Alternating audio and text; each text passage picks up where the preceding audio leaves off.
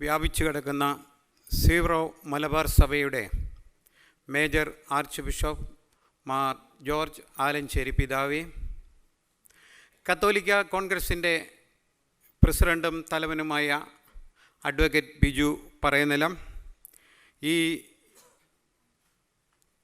Section ഉദ്ഘാടനം ചെയ്യുന്ന Mar poly കണ്ണൂർക്കാടൻ പിതാവേ, വേദിയിലും സദസ്സിലുമിരിക്കുന്ന കത്തോലിക്ക സഭയിലെ വ്യക്തിത്വങ്ങളെ, 101 വർഷം പിന്നിട്ട സംഘടനയുടെ ഇതുവരെയുള്ള പ്രവർത്തനങ്ങളെക്കുറിച്ച് നമ്മൾക്കറിയാം. ഈ സംഘടന ഇന്ന് ദീർഘവീക്ഷണമുള്ള സഭാ നേതൃത്വത്തിൻ്റെയും സ്വതന്ത്രമായി ചിന്തിക്കുകയും അതനുസരിച്ച് പ്രവർത്തിക്കുകയും ചെയ്യുന്ന സംഘടനാ നേതാവിൻ്റെയും കൈകളിലൂടെ ഇന്ന് വളർന്ന് ലോകം മുഴുവനും വ്യാപിച്ചു. ഈ ഗ്ലോബൽ കത്തോലിക്ക കോൺഗ്രസിനെ കാലഘട്ടത്തിൻ്റെ മാറ്റങ്ങൾ മനസ്സിലാക്കി ജനങ്ങൾക്ക് ഉപകാരപ്രദവും പ്രവർത്തന അവസരങ്ങൾ ഉള്ളതുമായ പുതിയ മുഖമുള്ള ഒരു സംഘടനയായി വളർത്തുവാൻ പ്രസിഡന്റ് അഡ്വക്കേറ്റ് ബിജു പറയുന്നിലത്തിൻ്റെയും ഏത് ആവശ്യത്തിനും തന്നോടൊപ്പം നിൽക്കുന്ന സഹപ്രവർത്തകരുടെയും നേതൃത്വത്തിൽ ആരംഭം കുറിച്ചു കഴിഞ്ഞിരിക്കുന്നു. പ്രിയമുള്ളവരെ, പങ്കുചേർന്ന് പങ്കെടുത്ത് പങ്കുവയ്ക്കുന്ന ഒരു സംഘടനയായി കത്തോലിക്ക കോൺഗ്രസ് മാറുന്നു.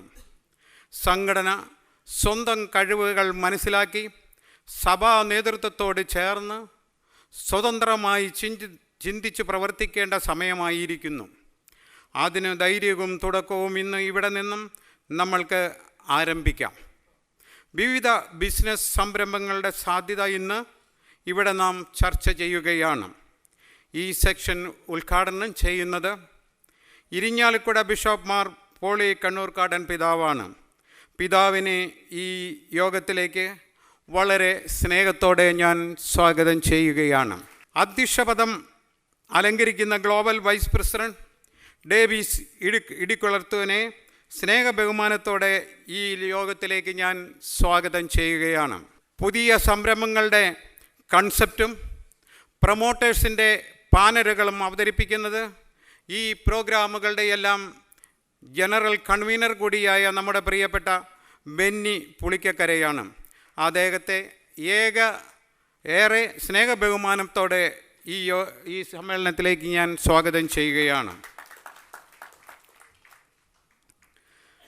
സംരംഭങ്ങളുടെ ഇൻവെസ്റ്റ്മെൻറ്റ് സ്ട്രക്ചർ അവതരിപ്പിക്കുന്ന ബഹുമാന്യരായ ടിനി ഫിലിപ്പിനെയും TJ വിൽസണെയും ഈ യോഗത്തിലേക്ക് സ്നേഹത്തോടെ ഞാൻ സ്വാഗതം ചെയ്യുന്നു. ഏറെ പഠനങ്ങൾക്കും ഗവേഷണങ്ങൾക്കും ശേഷം കണ്ടെത്തിയ വിവരങ്ങളുടെ അടിസ്ഥാനത്തിൽ ഫാർമേഴ്സ് പ്രൊഡ്യൂസേഴ്സ് കമ്പനി എന്ന വലിയ ആശയവും പദ്ധതിയും നമ്മുടെ മുൻപിൽ അവതരിപ്പിക്കുന്ന ഡോക്ടർ ജോസുകുട്ടി ജെ ഒഴികയിലിനെ വളരെ സ്നേഹാദരവോടെ ഞാൻ ഈ വേദിയിലേക്ക് സ്വാഗതം ചെയ്യുന്നു. കാർഷിക പദ്ധതികൾ വിശദീകരിക്കുന്ന ജോയി അറയ്ക്കലിനെ അഭിമാനത്തോടെ ഞാൻ ഈ വേദിയിലേക്ക് സ്വാഗതം ചെയ്യുകയാണ്. ഈ സെക്ഷന് നന്ദി പറയുന്ന കത്തോലിക്ക കോൺഗ്രസിൻ്റെ വൈസ് പ്രസിഡൻറ്റ് പ്രൊഫസർ ജോയ് മുപ്രാപ്പള്ളിയെ വളരെ സ്നേഹാദരവങ്ങളോടെ ഞാൻ സ്വാഗതം ചെയ്യുന്നു. ഈ സെക്ഷനെ ശ്രവിക്കുന്ന കത്തോലിക്ക നേതാക്കളെ എല്ലാവരെയും വളരെ സ്നേഹബഹുമാനത്തോടെ ഞാൻ സ്വാഗതം ചെയ്തുകൊണ്ട് എൻ്റെ വാക്കുകൾ അവസാനിക്കുന്നു. നന്ദി, നമസ്കാരം. താങ്ക് യു മിസ്റ്റർ തോമസ് പീടികയിൽ. അടുത്തതായിട്ട് ഇനാഗുറൽ സെക്ഷനാണ്. അതിനു വേണ്ടിയിട്ട് മാർ പോളി കണ്ണൂർക്കാടനെ ക്ഷണിച്ചുകൊള്ളുന്നു.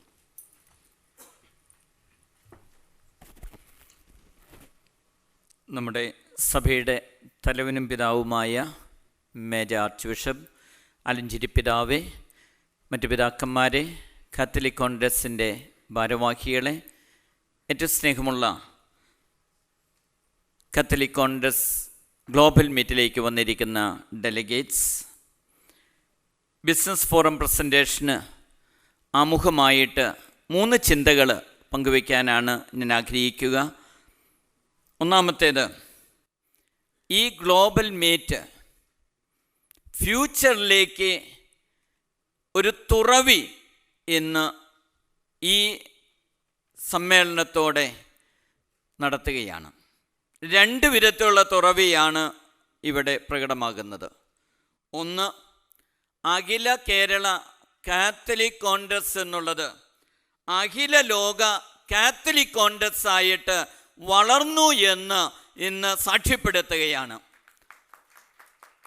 ഈ ഗ്ലോബൽ മീറ്റ് പ്രകടമാക്കുന്ന ഒരു യാഥാർത്ഥ്യം അതാണ്. രണ്ടാമത്തേത്, ഈ നൂറ്റാണ്ടിൽ സഭയുടെ വളർച്ച, പ്രത്യേകിച്ച് സിറോ മലബാർ സഭയുടെ വളർച്ച മുൻകാലങ്ങളിൽ നമ്മുടെ പൂർവികർ കാണിച്ചു എന്നതുപോലെ അൽമായരുടെ സാന്നിധ്യമില്ലാതെ നടക്കില്ല എന്ന് തെളിയിക്കുകയാണ് ചെയ്യുന്നത്. മഹായോഗം സിറോ മലബാർ സഭയിൽ 5 വർഷം കൂടുമ്പോൾ നടത്തുന്നുണ്ട്. നമ്മുടെ സഭയുടെ പിതാവും തലവനുമായ ആലഞ്ചേരി പിതാവ് നമുക്ക് ഒരു ഉറപ്പ് തന്നിട്ടുണ്ട്. മഹായോഗത്തോടൊപ്പം തന്നെ സഭായോഗം സിനഡിൻ്റെ പ്രവർത്തനങ്ങൾക്കും സഭയുടെ പ്രവർത്തനങ്ങൾക്കും കൂടുതൽ പ്രചോദനം നൽകാൻ, വിളിച്ചു ചേർക്കാനുള്ള എല്ലാ കാര്യങ്ങളും ചെയ്തു തരാമെന്ന് പ്രത്യേകം ഈ അവസരത്തിൽ ഞാൻ ഈ സമ്മേളനത്തെ അതിന് പ്രചോദനം നൽകിയതിൽ ഞാൻ അഭിനന്ദിക്കുന്നു. രണ്ടാമത്തെ ഒരു തുറവി, divided we perish, together united we stand. ഒന്നിച്ച് നിന്നാൽ നമ്മളൊക്കെ ശക്തരാ, ഭിന്നിച്ചു പോയാലോ ബലഹീനരാകും. ഓരോ സംഭവങ്ങളും സഭയുടെ വളർച്ചയെ തടഞ്ഞ ഓരോ സംഭവങ്ങളും പ്രകടമാക്കുന്ന രംഗം അതായിരുന്നു. United we stand, divided we perish. പ്രാദേശിക ചിന്തകൾക്ക് അതീതമായിട്ട്, രൂപതകളുടെ ചിന്തകൾക്ക് അതീതമായിട്ട് ഒന്നിച്ചു നിൽക്കാനുള്ള വലിയ ആഹ്വാനം ഈ ഗ്ലോബൽ മീറ്റ് നൽകുകയാണ്. ഈ ബിസിനസ് ഫോറം പ്രസൻറ്റേഷനും അതിലേക്ക് കൂടുതൽ നമ്മെ വളർത്തും. നമ്മുടെ സഭയ്ക്കൊരു പ്രത്യേകതയുണ്ട്. തല ഉണ്ടാകുന്നതിന് മുമ്പ് അവയവങ്ങളുണ്ടായി. സഭയുടെ ഒരു കൂട്ടായ്മയിൽ ഒരു മേജർ ആർക്കിയെപ്പിസ്കോപ്പൽ ചർച്ചായിട്ട് വളരുന്നത് 25-26 വർഷങ്ങൾക്ക് മുമ്പാണ്. അതിനു മുമ്പേ രൂപതകളെല്ലാം, ഒട്ടുമിക്ക രൂപതകളും രൂപം കൊണ്ടു. അതുകൊണ്ട് തന്നെ തലയോടുകൂടെ കൂട്ടിച്ചേർക്കുമ്പോൾ അത് കൂട്ടിച്ചേരാനായിട്ട് കുറേയൊക്കെ ട്രിം ചെയ്യേണ്ടതായിട്ട് വരുന്നു. തീർച്ചയായിട്ടും ഇതുപോലെയുള്ള ഗ്ലോബൽ മീറ്റും അതുപോലെ തന്നെയുള്ള മറ്റ് അൽമായരുടെ ദൈവജനത്തിൻ്റെ കൂട്ടായിട്ടുള്ള പ്രവർത്തനങ്ങളും അതിനെ സഹായിക്കുമെന്നുള്ളത് തന്നെയാണ് ഞാൻ വിശ്വസിക്കുന്നത്. വിഷൻ 2025 കടക്കുമ്പോൾ മറ്റൊരു ചിന്തയിലേക്ക് നിങ്ങളുടെ ശ്രദ്ധ ആകർഷിക്കാൻ ആഗ്രഹിക്കുകയാണ്.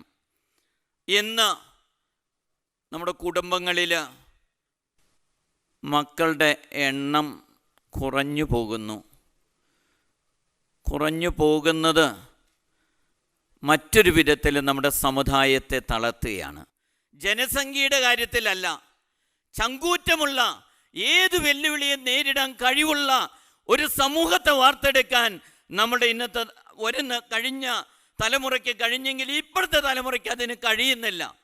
പുതിയതായിട്ട് കടന്നു വരുന്ന യുവജനങ്ങൾക്ക് കഴിയുന്നില്ല. കാരണം തീയിൽ കൊരുത്ത് വെയിലത്ത് വാടില്ല എന്ന് നമുക്കറിയാം. വെയിലത്ത് കൊരുത്തത് തീയുടെ അല്പം ചൂട് വരുമ്പോഴേക്കും വാടിപ്പോകുന്ന അവസ്ഥയാണ്. നമ്മളുടെ കുടുംബങ്ങളിലൊരു കംഫർട്ട് സോൺ അതെല്ലാ തലങ്ങളിലും ഇപ്പോൾ വളർന്നുകൊണ്ടിരിക്കുക. ആ കംഫർട്ട് സോണിൽ നിന്നുകൊണ്ട് നമ്മുടെ കുഞ്ഞുമക്കൾ വളരുമ്പോൾ അവരെപ്പോഴും ആഗ്രഹിക്കുന്ന ആ കംഫർട്ട് സോണിൽ തന്നെ മുന്നോട്ട് പോകാനാണ്. ചങ്കൂറ്റത്തോടുകൂടെ വെല്ലുവിളികളെ നേരിടാൻ നമ്മുടെ മക്കൾക്ക് ഇന്ന് കഴിയുന്നില്ല. പണ്ടൊക്കെ നമ്മൾ പ്രോലൈഫിനെ കുറിച്ച് പറയാൻ മടിച്ചു. കാരണം അത് കപ്പിൾസിൻ്റെ സ്വാതന്ത്ര്യമാണ് എന്ന്. അറിഞ്ഞോ അറിയാതെയോ മറ്റ് സമുദായങ്ങളൊന്നും സ്വീകരിക്കാൻ മടി കാണിച്ചപ്പോൾ ഫാമിലി പ്ലാനിങ് നമ്മുടെ സമുദായം എല്ലാവരും ഒട്ടുമിക്കവരും തന്നെ സ്വീകരിച്ചു. തത്ഫലമായിട്ട് നമ്മുടെ മക്കൾ 1 or 2 ഉള്ളൂ. അത് കംഫർട്ട് സോണിൽ വളർന്നു. ആ കംഫർട്ട് സോൺ വിട്ട് ഇപ്പോൾ അവർക്ക് ഇന്നൊവേറ്റീവായിട്ടുള്ള കോൺട്രിബ്യൂഷൻസ് കൊടുക്കാനായിട്ട് കഴിയുന്നില്ല. നമ്മുടെ സർക്കാർ തലങ്ങളിൽ, സിവിൽ സർവീസിൽ, ലീഗൽ സർവീസിൽ, മീഡിയ തലത്തിൽ ഇന്ന് നമ്മുടെ എണ്ണം കുറഞ്ഞുകൊണ്ടിരിക്കുക. ഉപ്പാപ്പന് ഒരാനയുണ്ടായിരുന്നു എന്ന് പറയേണ്ട ഒരവസ്ഥയിലേക്ക് കടന്നു വന്നിരിക്കുക. ആരോഗ്യ മേഖലയിൽ, വിദ്യാഭ്യാസ മേഖലയിൽ, ആതുര സേവന മേഖലയിൽ നമ്മുടെ മിഷണറിമാർ ചെയ്ത വലിയ സേവനങ്ങളെ ഇന്ന് നമ്മൾ എടുത്തു കാണിക്കാനേ നമുക്ക് പറ്റുന്നുള്ളൂ. ഇന്ന് പുതിയ തലമുറയ്ക്ക് അതിലേക്ക് വരാനായിട്ട് സാധിക്കാതെ വരുന്നുണ്ടോ എന്ന സംശയമുണ്ട്. അതുകൊണ്ട് നമ്മുടെ കുടുംബങ്ങളിൽ അംഗങ്ങളുടെ എണ്ണം കൂടണം. പ്രോ ലൈഫിന് ആവശ്യമായിട്ടുള്ള പ്രാധാന്യം കൊടുത്തുകൊണ്ട് അപ്രകാരമുള്ള മുസ്ലിം സമുദായത്തിലെ അംഗങ്ങളൊക്കെ ഇങ്ങനെ വളർന്നുകൊണ്ടിരിക്കുമ്പോൾ, ഈഴവ സമുദായത്തിലെ അംഗങ്ങളൊക്കെ വളർന്നുകൊണ്ടിരിക്കുമ്പോൾ നമ്മുടെ സമുദായത്തിലെ ജനനനിരക്ക് കുറയുന്നു. സഭാംഗങ്ങളുടെ എണ്ണം കുറയുക മാത്രമല്ല, സഭാംഗങ്ങളുടെ പ്രാതിനിധ്യം ഈ തലങ്ങളിലൊക്കെ കുറഞ്ഞുകൊണ്ട് പോകുന്നു. അതിനൊരു പ്രാധാന്യം കൊടുക്കേണ്ട സമയം അതിക്രമിച്ചു എന്ന് ഓർമ്മിപ്പിക്കുകയാണ്. ഈ ബിസിനസ് ഫോറം പ്രസൻറ്റേഷൻ നടക്കുമ്പോൾ നമ്മുടെ ശ്രദ്ധ തിരിക്കാൻ മറ്റൊരു കാര്യം കൂടെ ഓർമ്മിക്കണം. നമുക്കൊരുപാട് പ്രൊഫഷണൽസ്, എൻ്റർപ്രനേഴ്സ് നമ്മുടെ വിവിധ തലങ്ങളിൽ നമുക്കുണ്ട്. അവരുടെ ഒരു ഇൻ്റർനാഷണൽ കൂട്ടായ്മ, അത് ഒന്നിച്ചുകൂടാൻ, ഫിസിക്കലി ഒന്നിച്ചുകൂടാൻ കഴിഞ്ഞില്ലെങ്കിലും ഇന്ന് ഒരുപാട് IT മേഖല വളർന്നുകൊണ്ടിരിക്കുന്ന അവസരത്തിൽ അവരുടെ നോ ഹൗ സഭയുടെ വളർച്ചയ്ക്ക്, സഭയുടെ സാമൂഹ്യമായ, രാഷ്ട്രീയമായ, സാംസ്കാരികമായ, വിദ്യാഭ്യാസപരമായ, സാമ്പത്തികമായിട്ടുള്ള വളർച്ചയ്ക്ക് ഉപയോഗപ്പെടുത്താൻ കഴിയട്ടെ എന്ന് ആശംസിച്ചുകൊണ്ട്, അതിന് ഈ ബിസിനസ് ഫോറം പ്രസൻറ്റേഷൻ സഹായിക്കട്ടെ എന്ന് ആശംസിച്ചുകൊണ്ട് നിങ്ങളുടെ എല്ലാവരുടെയും അനുമതിയോടുകൂടി ഈ സമ്മേളനം ഉദ്ഘാടനം ചെയ്തതായിട്ട് പ്രഖ്യാപിക്കുന്നു. ദൈവം നിങ്ങളെ അനുഗ്രഹിക്കട്ടെ. താങ്ക് യു പിതാവേ. അടുത്തതായിട്ട് പ്രസിഡൻഷ്യൽ അഡ്രസ്സിന് വേണ്ടിയിട്ട് മിസ്റ്റർ ഡേവിസ് ഇടക്കളത്തൂരിനെ ക്ഷണിച്ചുകൊള്ളുന്നു. എത്രയും ബഹുമാനമുള്ള പ്രിയ പിതാക്കന്മാരെ, കത്തോലിക്ക കോൺഗ്രസിൻ്റെ കുടുംബാംഗങ്ങളെ, ഇന്ന് വളരെ സന്തോഷവാനായിട്ടാണ് ഞാൻ നിങ്ങളുടെ മുമ്പിൽ നിൽക്കുന്നത്. അതിനുള്ള കാരണം ഗ്ലോബൽ കത്തോലിക്ക കോൺഗ്രസിൻ്റെ ഫസ്റ്റ് ഗ്ലോബൽ മീറ്റ് നടന്നുകൊണ്ടിരിക്കുകയാണല്ലോ. ഏകദേശം 2 കൊല്ലം മുമ്പ് ജിയോ കടവിയച്ചൻ കത്തോലിക്ക കോൺഗ്രസിൻ്റെ ഡയറക്ടർ സ്ഥാനം ഏറ്റെടുത്തിട്ട് എന്നെ കാണാൻ വന്നിരുന്നു. അദ്ദേഹം തൃശ്ശൂരും ഖത്തറിലും എത്തിയിരുന്നു. അന്ന് അദ്ദേഹത്തിൻ്റെ ഉള്ളിലേക്ക് ഒരു ചെറിയ സ്പാർക്ക് ഇട്ടുകൊടുത്തിരുന്നു. ലോകമെമ്പാടുമുള്ള സീറോ മലബാർ അംഗങ്ങളെ ഒരു കൊടക്കീഴിൽ നിരത്തിക്കൊണ്ട് ഗ്ലോബൽ കത്തോലിക്ക കോൺഗ്രസ് എന്ന് നാമകരണം അന്ന് ചെയ്തിട്ടില്ല, അങ്ങനെ ഒരു ഐഡിയ കൊടുത്തിരുന്നു. അദ്ദേഹത്തിനും റെമീജിയസ് പിതാവിനും ജിയോ കടവിയച്ചനും ആദ്യമായി തന്നെ ഭാവുകങ്ങളും അഭിനന്ദനങ്ങളും നേരുന്നു. നമ്മളുടെ മുദ്രാവാക്യം കമ്മ്യൂണിറ്റി ടുഗദർ ടുവേഴ്സ് ടുമാറോ എന്നാണല്ലോ. നമ്മൾ യൂണിറ്റിയോടുകൂടി പോവുകയാണെങ്കിൽ ഏതൊരു പ്രസ്ഥാനവും വിജയിപ്പിക്കുവാൻ നമ്മൾക്ക് സാധിക്കും. അതിനുള്ള ഒരു ചെറിയ ഉദാഹരണമാണ് ഖത്തറിൽ 250ഓളം സീറോ മലബാർ വിശ്വാസികൾ തുടങ്ങിയ ഒരു ചെറിയ പ്രസ്ഥാനമാണ് ഇന്ന് ഖത്തറിലാകെ പന്തലിച്ച് കിടക്കുന്ന ഒലിവ് ഇൻ്റർനാഷണൽ സ്കൂൾ. എന്തിനാണ് നമ്മൾ അങ്ങനെ ഒരു പ്രസ്ഥാനം പെട്ടെന്ന് തുടങ്ങിയത്? ഖത്തറിൽ വിദ്യാഭ്യാസ രംഗത്ത് അഡ്മിഷൻ കിട്ടുവാനായിട്ട് വളരെ ബുദ്ധിമുട്ട്. നമ്മളുടെ കുട്ടികൾ എല്ലാ വാതിലുകളിലും ചെന്ന് മുട്ടി കുട്ടികൾ കൊണ്ടുവരാതെ, ഫാമിലികളെ കൊണ്ടുവരാതെ ബുദ്ധിമുട്ടുന്നത് കണ്ടുകൊണ്ട് ഖത്തറിലെ സീറോ മലബാർ ലൈറ്റി പ്രസ്ഥാനം ഇനീഷ്യേറ്റീവ് എടുത്തുകൊണ്ട് 250 സീറോ മലബാർ വിശ്വാസികളെ ഇൻവെസ്റ്റേഴ്സ് ആക്കിക്കൊണ്ട് ആ സ്ഥാപനം തുടങ്ങി. അത് ഇന്ന് 3500-ൽ പരം കുട്ടികളും 400ഓളം ജോലിക്കാരുമായി നല്ല നിലയിൽ നടക്കുന്നു. ഞാനിത് പറയാൻ കാരണം, നമ്മളുടെ ഒത്തൊരുമ, നമ്മൾ ഒറ്റക്കെട്ടായി നിൽക്കുകയാണെങ്കിൽ നമ്മൾക്കൊരു ഏത് പ്രസ്ഥാനവും നമുക്ക് വിജയിപ്പിക്കുവാൻ സാധിക്കും. കമ്മ്യൂണിറ്റിയുടെ ഡെവലപ്മെൻ്റാണ് നമ്മളുടെ ഉദ്ദേശം. കമ്മ്യൂണിറ്റി ഡെവലപ്മെൻറ്റ് ചെയ്യണമെങ്കിൽ നമ്മളുടെ കമ്മ്യൂണിറ്റിയിലുള്ള ബിസിനസ്സുകാരുണ്ട്, പ്രൊഫഷണൽസ് ഉണ്ട്, ഒത്തിരി. നമ്മൾ ഇന്ന് കാണുന്ന ഓരോ അംഗത്തിനെയും നിങ്ങൾ ആഴമായിട്ട് പഠിക്കുകയാണെങ്കിൽ അതിൽ ഒത്തിരി പ്രാഗൽഭ്യമുള്ള നമ്മളുടെ കത്തോലിക്ക കോൺഗ്രസ്സിലെയും ഗൾഫിലെയും യൂറോപ്പിലെയും ഓസ്ട്രേലിയയിലെയും സീറോ മലബാർ അംഗങ്ങളുണ്ട്. പക്ഷെ നമ്മളാരും അവരെ ഉപയോഗപ്പെടുത്തുന്നില്ല.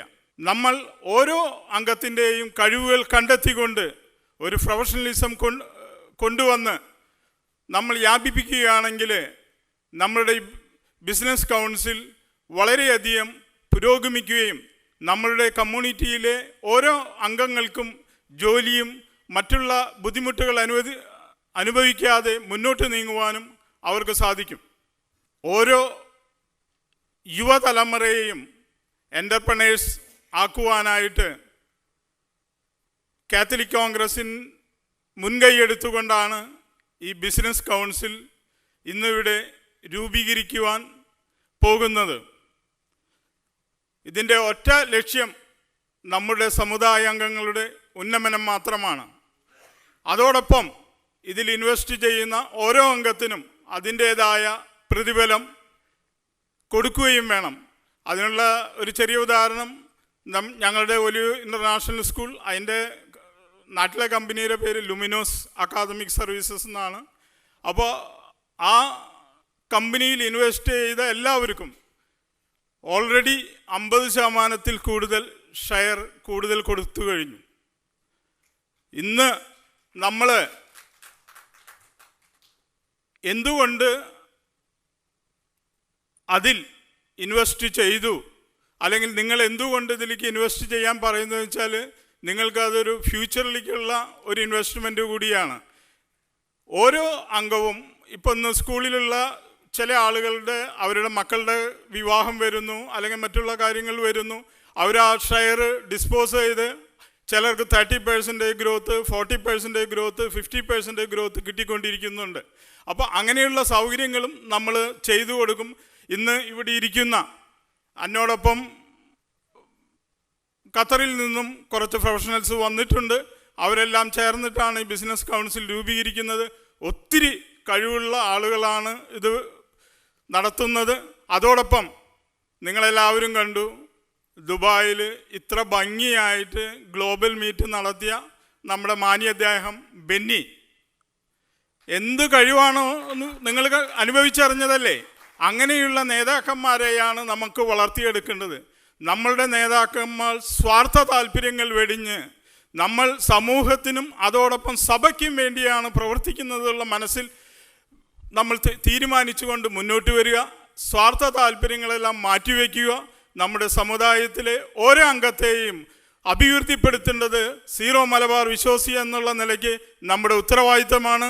അതിനെല്ലാവരെയും ആഹ്വാനം ചെയ്തുകൊണ്ട് നിർത്തുന്നു. നന്ദി, നമസ്കാരം. Thank you Davis sir. അടുത്തതായിട്ട് നമ്മുടെ കൺസെപ്റ്റ് പ്രസൻറ്റേഷനാണ്. May I call upon mister Benny Pulikkekkara, general convener CCGM Dubai for that. അഭിമന്യ പിതാക്കന്മാരെ, ഇന്നലത്തെ ഈ കോൺഫറൻസ് ഉദ്ഘാടനം ചെയ്തുകൊണ്ട് സ്വാഗത പ്രസംഗം പറഞ്ഞു കഴിഞ്ഞപ്പോൾ 2 കാര്യങ്ങൾ ഞാൻ പറഞ്ഞു. 2 ലക്ഷ്യം മുന്നിൽ കണ്ടുകൊണ്ടാണ് നമ്മൾ ഈ കോൺഫറൻസ് സംഘടിപ്പിച്ചത്. റെമിജിയസ് പിതാവിനോട് കഴിഞ്ഞ 1 വർഷക്കാലമായിട്ട് ആവശ്യപ്പെടുന്നതാണ് ഇങ്ങനെയൊരു പരിപാടി നടത്തണമെന്ന്. അവസാനം ഞാൻ അംഗീകരിച്ചപ്പോൾ ഞാൻ ഒരു കണ്ടീഷൻ പിതാവിനോട് പറഞ്ഞു. കേരളത്തിൽ നിന്ന് അല്ലെ ലോകത്തെവിടെ നിന്ന് ആൾക്കാരിവിടെ വന്നിട്ട് ദുബായ് കണ്ടിട്ട് പോകാനാണെങ്കിൽ ഈ പരിപാടി ഇവിടെ നടത്തണ്ട. എന്തെങ്കിലും ഒരു റിസൾട്ട് ഓറിയൻറ്റഡ് ആയിട്ടുള്ള ഒരു കോൺഫറൻസ് ആക്കി മാറ്റണമെന്ന് വളരെ താല്പര്യമുണ്ടായിരുന്നു. അതിനു വേണ്ടിയിട്ട് നല്ല റിസോഴ്സുകളെ ഫൈൻഡ് ഔട്ട് ചെയ്തു, ആശയങ്ങളെ ഡിസ്കസ് ചെയ്തു. ഇന്നലെയും ഇന്നുമായിട്ട് പല വിധത്തിലുള്ള ആശയങ്ങൾ, നമ്മൾ ഒരാഴ്ച മുഴുവൻ ഇരുന്നാൽ പോലും ഡിസ്കസ് ചെയ്യാവുന്ന ആശയങ്ങളുണ്ട്. പക്ഷേ അത് പ്രാവർത്തികമാക്കുവാൻ വേണ്ടിയിട്ടുള്ള ഒരു കൺക്ലൂഡിങ് സെറിമണിയിലേക്കാണ് നമ്മൾ എത്തിയത്. ഇന്ന് ഉച്ച കഴിഞ്ഞത്തെ ആദ്യത്തെ സെഷൻ നിങ്ങൾ ശ്രവിച്ചു. വളരെ മാനേജ്മെൻറ്റ് ഗുരുവായ ഫിലിപ്പ് സാർ എക്സ്പ്ലെയിൻ ചെയ്തു. അതിനുശേഷം നമ്മുടെ വിഷനിലെ ഏറ്റവും ആദ്യത്തെ കൺസെപ്റ്റ് അദ്ദേഹം പറഞ്ഞു. ഒന്നും മാറ്റാവും, കൺസെപ്റ്റിലേക്ക് കൊണ്ടുപോകുന്നുണ്ട്.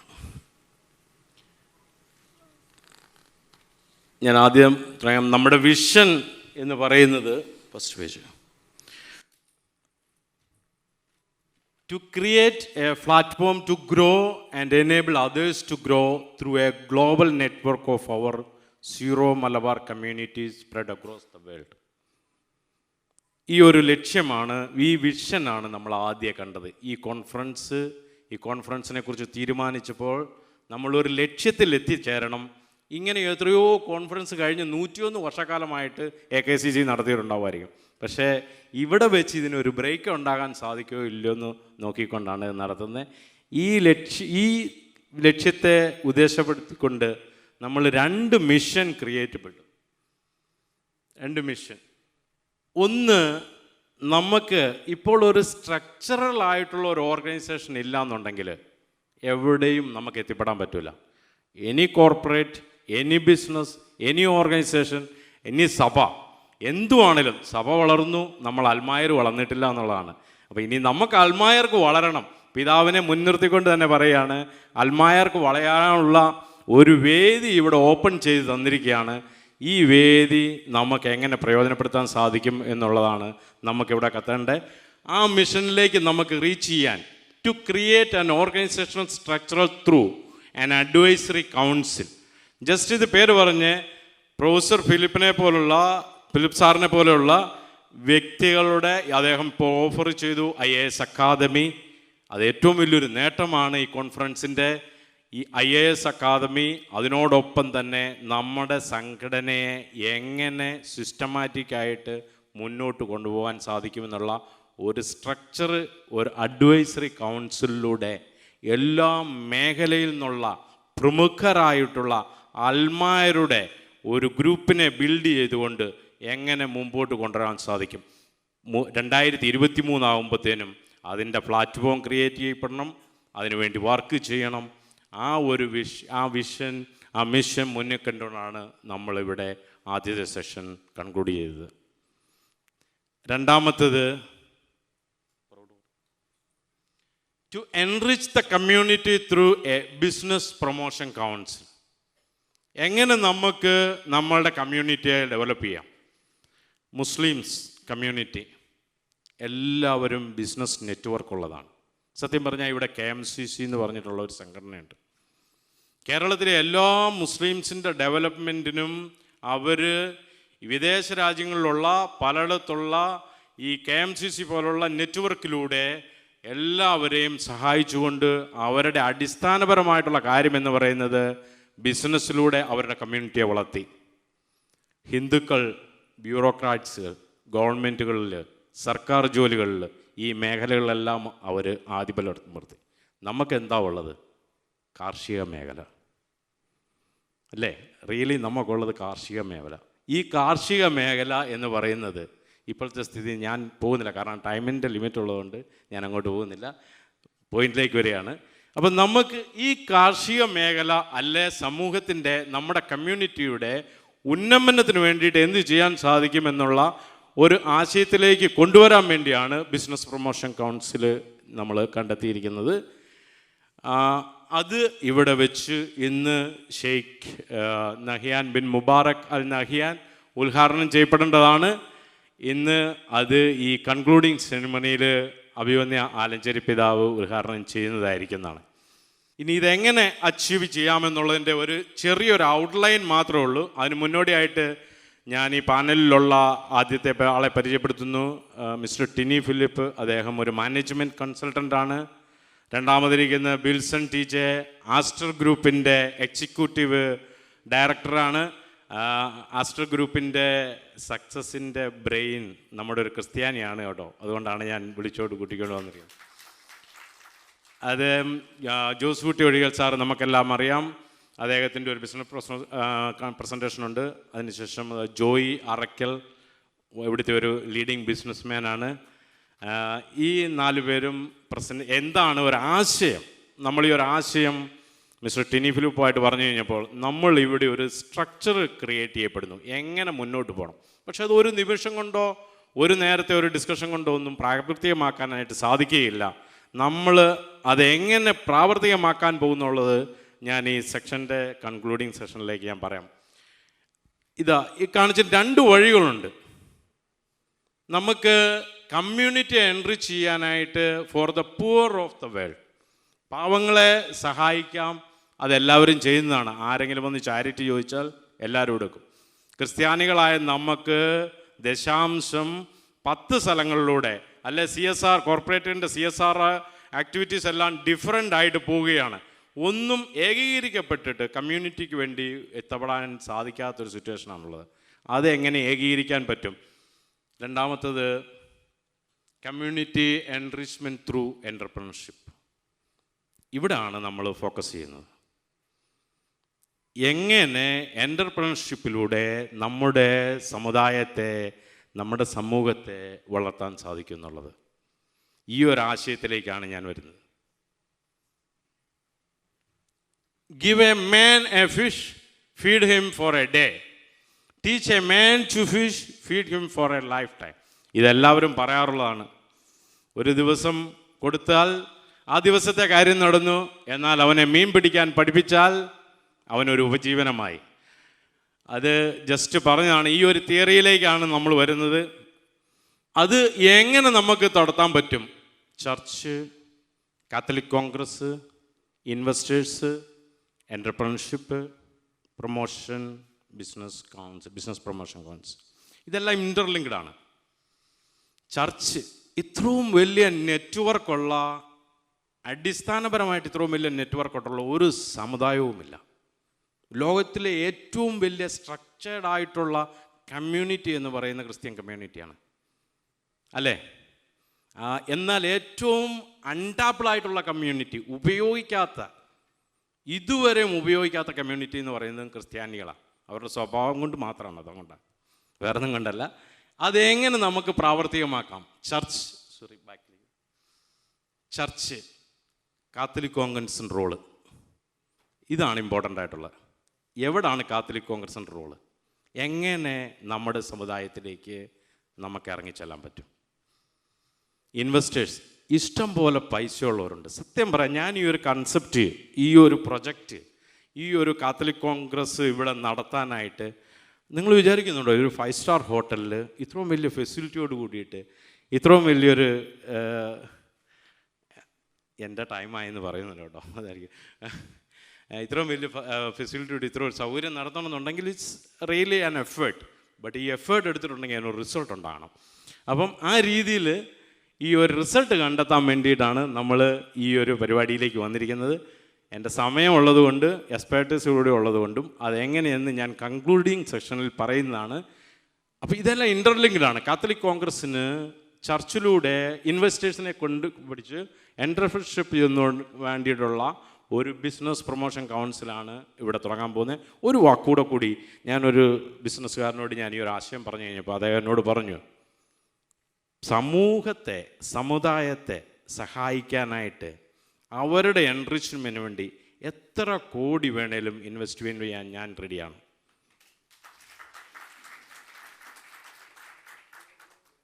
അങ്ങനെ വാഗ്ദാനം നൽകിയിട്ടുള്ള കുറച്ച് ആൾക്കാരുടെ ഒരു കൂട്ടായ്മയാണത്. അത് നടപ്പാക്കണം.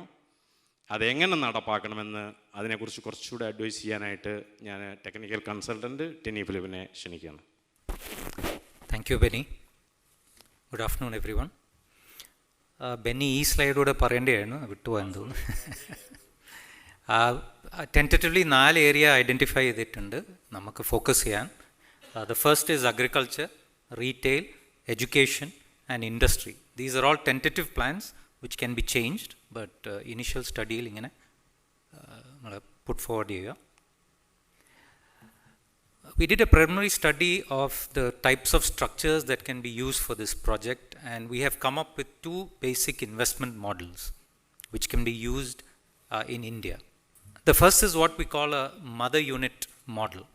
Okay. In this model, investors invest into a single large capital intensive entity which does value added activities to support the entrepreneurs that we are trying to help. Some of these value added activities could be bulk purchase of and storage of raw materials, providing advisory services to these entrepreneurs, providing financial guarantees so that these entrepreneurs can take loans from financial institutions, buying back of the products of these entrepreneurs, doing value added processing and packaging of these products, and finally marketing and selling these products to customers. Okay. This entity, this mother unit entity, will be a for-profit entity, and whatever profits accumulate in that entity can be passed on to the investors. The second type of model is what we call a small project model. The investors' funds can be used to fund projects for entrepreneurs. Entrepreneurs come with requirements and you can fund them as separate projects.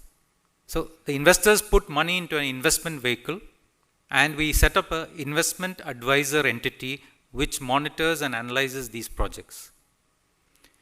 Entrepreneurs who have requirements of funds or investment approach the investment advisor with their projects. The investment advisor analyzes these projects and recommends it to the investment committee. Approved projects will be funded by the investment vehicle, and profits, these projects will be monitored by the investment advisor. Profits which come from these projects into the investment vehicle can be passed on to the investors who invest in the investment vehicle. So what are the pros and cons of these 2 basic models? The advantage of the mother unit model is that the legal structure is very simple because we are actually investing in a business. The mother unit is actually doing a business, and it's not in the business of investing. So the legal structure is very simple. Also, economies of scale and application of the latest technology is possible in this kind of mother unit. What are the disadvantages of this model? One is that it has a concentrated investment. All the money is going into one particular business, which is risky. Another disadvantage is that you need to put in a lot of effort and actually run the business properly, otherwise it will fail. What are the pros and cons of the small project model? The advantage is that diversified investment. The money of the investors go into a lot of small projects and funding a lot of different entrepreneurs. The second advantage is that we don't need to run the individual businesses, only monitoring is required. The individual entrepreneurs will run their own businesses. One of the disadvantages of this model is that economies of scale are very difficult to achieve.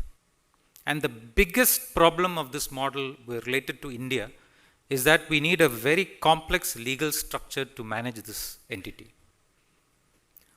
What has happened in India is because of the lot of scams and frauds which have been perpetuated on investors over the last few years, the government of India has very strict regulations on investment vehicles.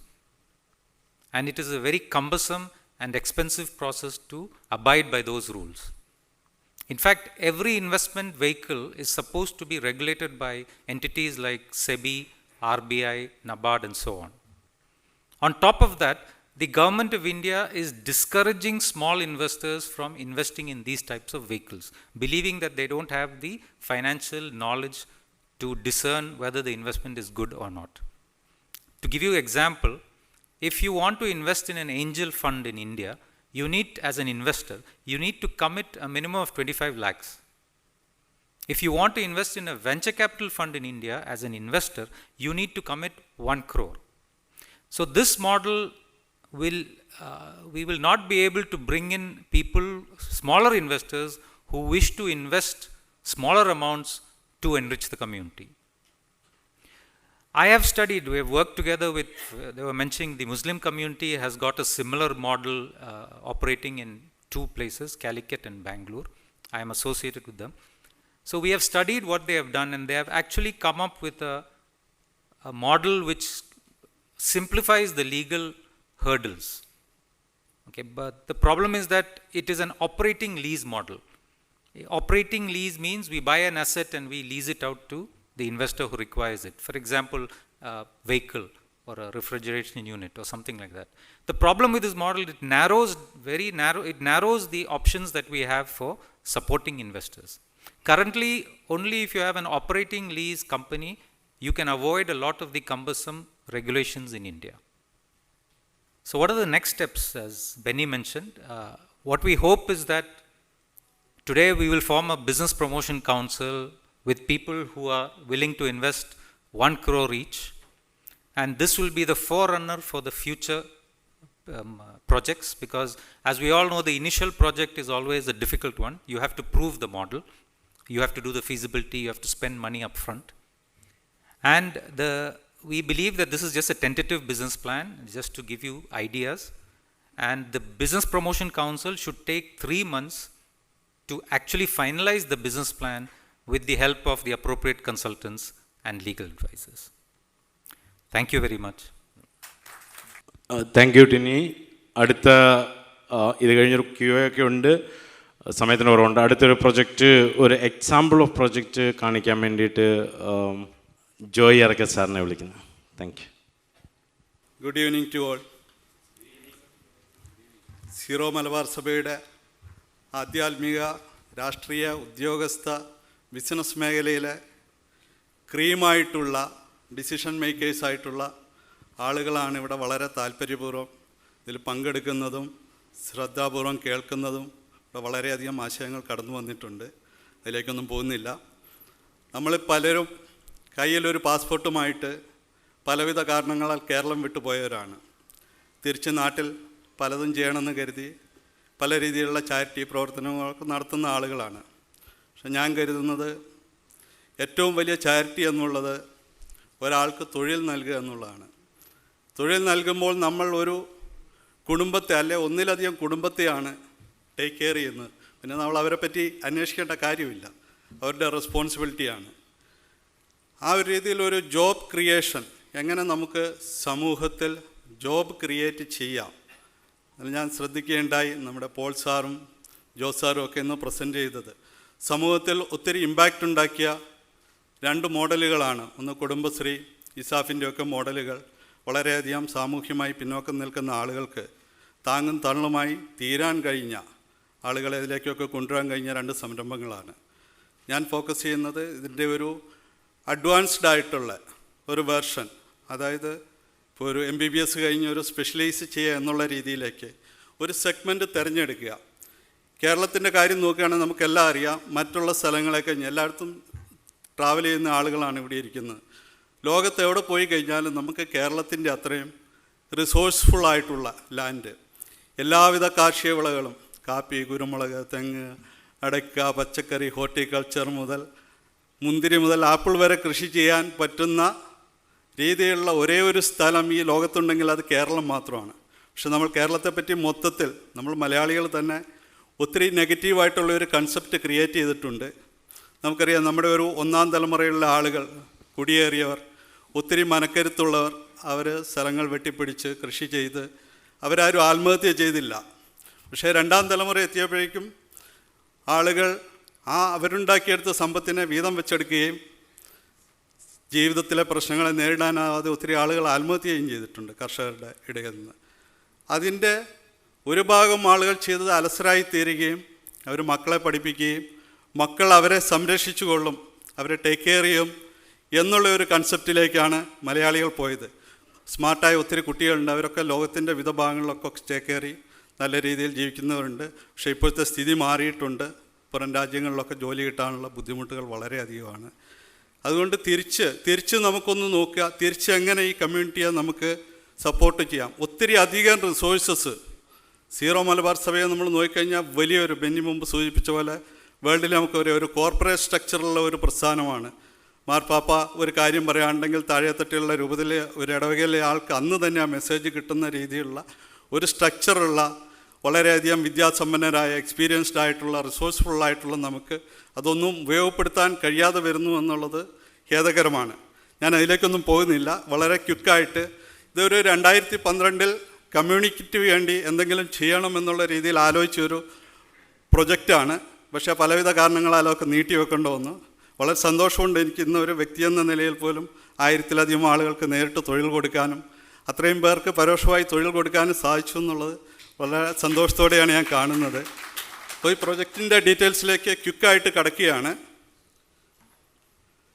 ഇതൊക്കെ എല്ലാവരും പരാമർശിച്ച കാര്യങ്ങളാണ്. നമ്മുടെ കൃഷിക്കാർ അനുഭവിക്കുന്ന ഒരു പ്രധാന പ്രശ്നം എന്ന് വെച്ച് കഴിഞ്ഞാൽ അവരൊരു ലിവിങ് സ്റ്റാൻഡേർഡ് മെയിൻറ്റെയിൻ ചെയ്യണം. പക്ഷേ കാർഷിക വിളകൾ കൊണ്ട് കടക്കെണിയിൽപ്പെട്ട ആളുകൾക്ക് വളരെ സാമ്പത്തിക പ്രയാസം അനുഭവിക്കുമ്പോൾ അതിന് കഴിയാതെ വരികയാണ്. അങ്ങനെ വളരെ ഒരു ഡിസ്ട്രസ്ഡ് ആയിട്ടുള്ള ഒരു സിറ്റുവേഷനിലാണ് നമ്മളുടെ മിഡിൽ ക്ലാസ്സും അതിൻ്റെ താഴെയുള്ള ലോവർ മിഡിൽ ക്ലാസ്സിലുള്ള കർഷക കുടുംബങ്ങളെല്ലാം കടന്നു പോകുന്നത്.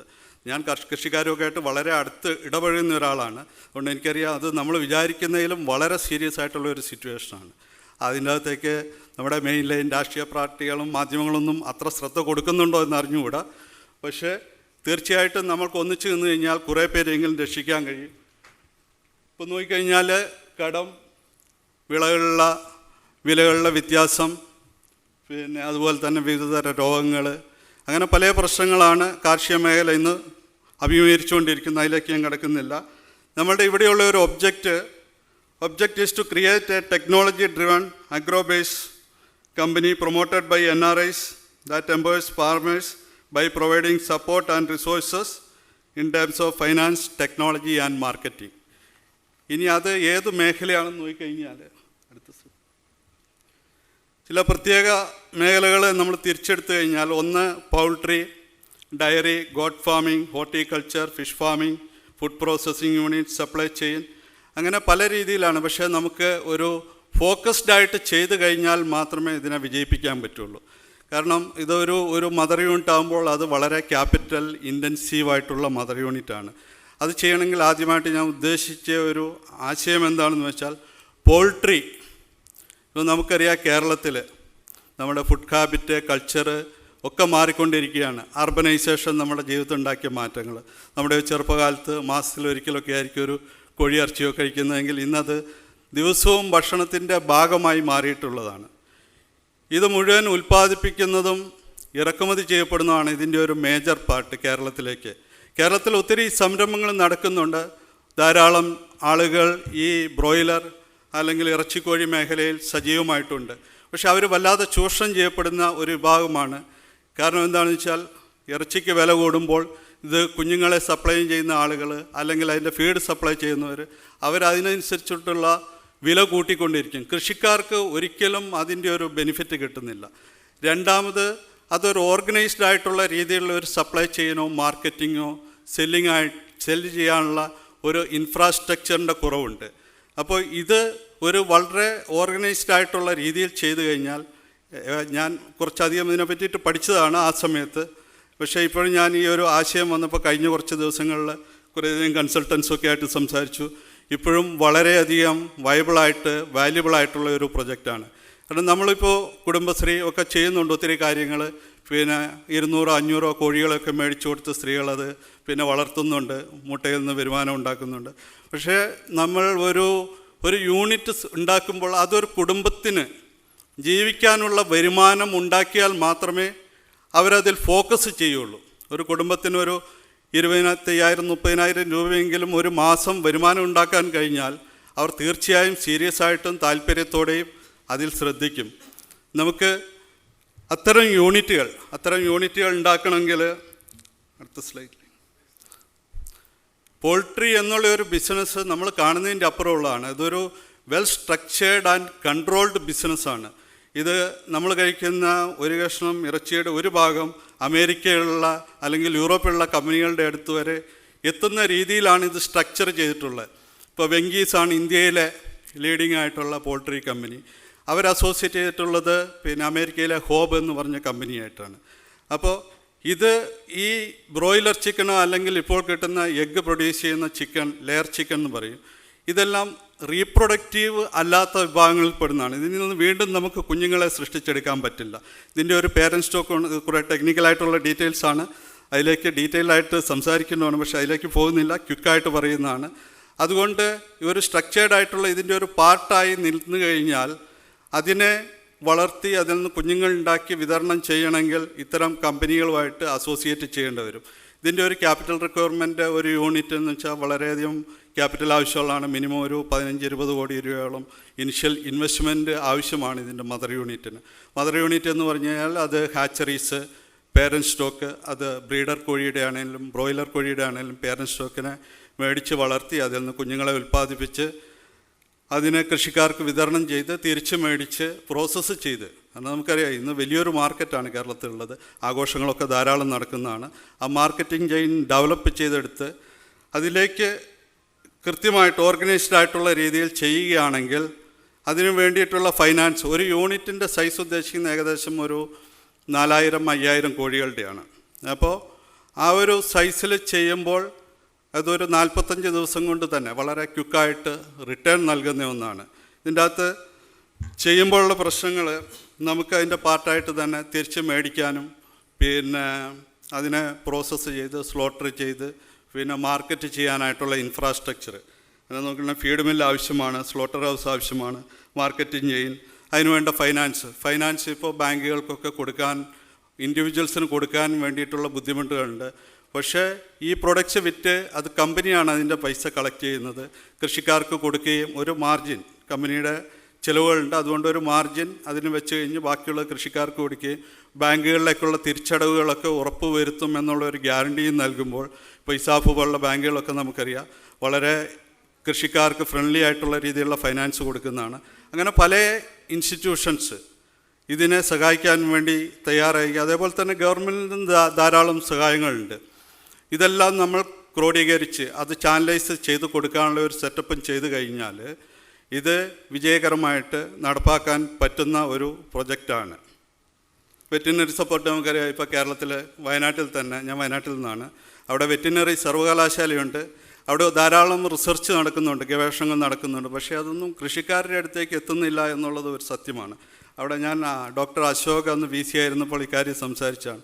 അപ്പോൾ വെറ്റിനറി യൂണിവേഴ്സിറ്റിയിലുള്ള പഠിക്കുന്ന കുട്ടികളെ തന്നെ മെഡിക്കൽ സർവീസിന് യൂസ് ചെയ്യാൻ പറ്റും. ഇത് മാർക്കറ്റ് ചെയ്യാൻ വേണ്ടിയിട്ട് സഭകളുടെയൊക്കെ ഒരു സപ്പോർട്ട്, ഇതിൻ്റെ പാർട്ടായിട്ടൊക്കെ പല രീതിയിലുള്ള സഹായങ്ങളും ചെയ്തു തരാൻ പറ്റും. അതിൻ്റെ ഒരു ചെറിയ ഉദാഹരണമായിട്ട് ഞാൻ പിന്നീട് ഒരു ഉദാഹരണം പറയാൻ നടക്കുന്ന ഒരു പ്രൊജക്റ്റിൻ്റെ. ഇതാണ് പേരൻറ് കമ്പനി എന്നുള്ള രീതിയിൽ പ്രൊവൈഡ് ചെയ്യേണ്ടത്. അതിനാണ് ക്യാപിറ്റൽ ഇൻറ്റൻസീവായിട്ടുള്ള ഒരു പ്രൊജക്റ്റാണെന്ന് പറയാൻ കാരണം. ഇന്ത്യയിലെ പോൾട്രി മാർക്കറ്റ് എന്ന് പറഞ്ഞാൽ ഏകദേശം $15 ബില്യൺ അതിൻ്റെ ഒരു മാർക്കറ്റ് സൈസ്. അത് കേരളത്തിലെ കമ്പനികളുടെ കോൺട്രിബ്യൂഷൻ അതിൽ വളരെ വളരെ കുറവാണ്. പക്ഷേ കൺസ്യൂമർ എന്നുള്ള രീതിയിൽ കേരളത്തിൻ്റെ ഒരു കോൺട്രിബ്യൂഷൻ വളരെ കൂടുതലുമാണ്. കോഴിമുട്ടകൾ മാത്രം ഏകദേശം 472 കോടിയാണ് റീസെൻ്റ് കേരള ഗവൺമെൻറ് ഒരു സംരംഭം നടക്കുന്നുണ്ട്, കെപ്കോ, അവരൊക്കെ ഭംഗിയായി നടക്കുന്നതാണ്.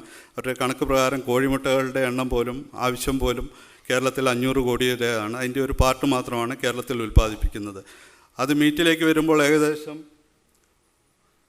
4000 കോടിയോളമാണ് കേരളത്തിലെ മാർക്കറ്റ്. അതിൻ്റെയും ഏകദേശം 10% മാത്രമാണ് കേരളത്തിൽ ഉൽപ്പാദിപ്പിക്കുന്നത്.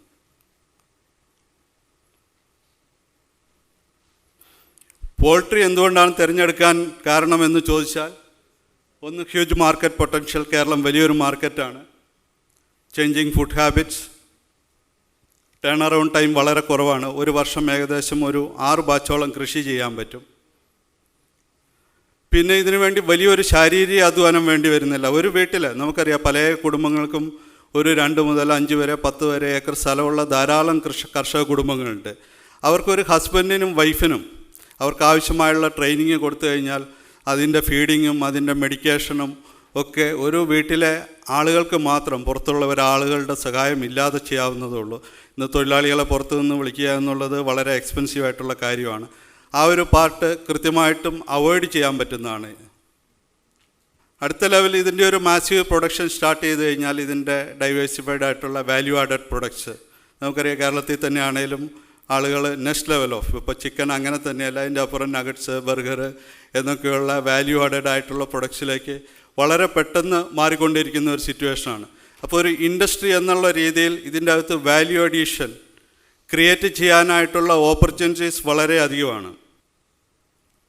ഇതിൻ്റെ ഒരു സ്ട്രെങ്ത് എന്ന് പറഞ്ഞാൽ നമ്മൾ ബൾക്കായിട്ട് സാധനങ്ങൾ വാങ്ങുകയും അതിനൊരു എൻജിനീയറിംഗ് സർവീസ് കാര്യങ്ങളൊക്കെ ഉണ്ടാവും. അപ്പോൾ ഒരു ബൾക്ക് പർച്ചേസിൻ്റെ അഡ്വാൻറ്റേജ് കമേഴ്ഷ്യലായിട്ട് ചെയ്യുമ്പോൾ അതിൻ്റെ ഒരു ബെനിഫിറ്റ്, മൊത്തത്തിലുള്ള ഇൻ്റഗ്രേഷൻ. ഇപ്പോൾ നമ്മളൊരു ഈ ഒരു ഫീൽഡിലുള്ള ഏറ്റവും വലിയൊരു ചലഞ്ച് ഫീഡിൻ്റെ അവൈലബിലിറ്റിയാണ്. ഫീഡ് അവൈലബിലിറ്റി, പ്രൈസ് ഫ്ലക്ച്വേഷൻ, പിന്നെ രോഗങ്ങൾ കാരണം ഫീഡ് കിട്ടാതാകുക എന്നൊക്കെയുള്ള പല പ്രശ്നങ്ങളുമുണ്ട്. ഇപ്പോൾ ഇതിൻ്റെ ഒരു പ്രധാന ഫീഡ് മെയ്സ്, അത് കൃഷി ചെയ്യുന്ന സ്ഥലങ്ങളാണ് കർണാടക, ആന്ധ്ര എന്നിങ്ങനെയുള്ള സ്ഥലങ്ങൾ. കർണാടകയിലൊക്കെ നമുക്കറിയാം സീസണൽ ടൈമിൽ ഇത് വാങ്ങി വലിയ രീതിയിൽ സ്റ്റോർ ചെയ്ത് വെച്ച് കഴിഞ്ഞാൽ അത്തരം പ്രൈസ് ഫ്ലക്ച്വേഷനൊക്കെ കൃത്യമായിട്ട് മാനേജ് ചെയ്യാൻ കഴിയുന്നതാണ്. പക്ഷേ അതിനൊക്കെ ഇൻഫ്രാസ്ട്രക്ചർ ആവശ്യമാണ്. വെയർ ഹൗസ് അത് ഫ്യൂമിഗേറ്റ് ചെയ്ത് വെച്ച് കഴിഞ്ഞാൽ സീസൺ അല്ലാത്ത സമയത്തും ലോ കോസ്റ്റിൽ ഫീഡ് പ്രൊവൈഡ് ചെയ്യാൻ കഴിയും. പുതിയ കൺസെപ്റ്റാണ്. നമ്മളിപ്പോൾ തമിഴ്നാട്, കർണാടക അവിടെയൊക്കെ ഈ ബ്രോയിലർ ഫാമിംഗ് വലിയ ചലഞ്ചസ്, വെതർ ചേഞ്ചസ് ഉണ്ടാകുന്ന, വെതർ പാറ്റേൺസ് വരുന്ന, ചൂട്, വെള്ളത്തിൻ്റെ അവൈലബിലിറ്റി, ഇതൊക്കെ വളരെയധികം ഈ ഇൻഡസ്ട്രിയെ ബാധിക്കുന്നുണ്ട്. അത് കേരളത്തെ സംബന്ധിച്ചൊരു ഓപ്പർച്യൂണിറ്റി ആക്കി മാറ്റാൻ കഴിയുന്നതാണ്. ഫ്രഷായിട്ട് കേരളം പോലുള്ള മാർക്കറ്റിൽ ഇത് കൃത്യമായിട്ട് എത്തിച്ചു കൊടുക്കാൻ കഴിയും. അതിൻ്റെ വീക്ക്നെസ് നമുക്കിപ്പോൾ ഉള്ള availability, infrastructure, warehouses, logistics support, അങ്ങനെ ഒരു വലിയ വാല്യൂ ചെയിൻ ഇതിൻ്റെ അകത്ത് ക്രിയേറ്റ് ചെയ്യേണ്ടതായിട്ടുണ്ട്.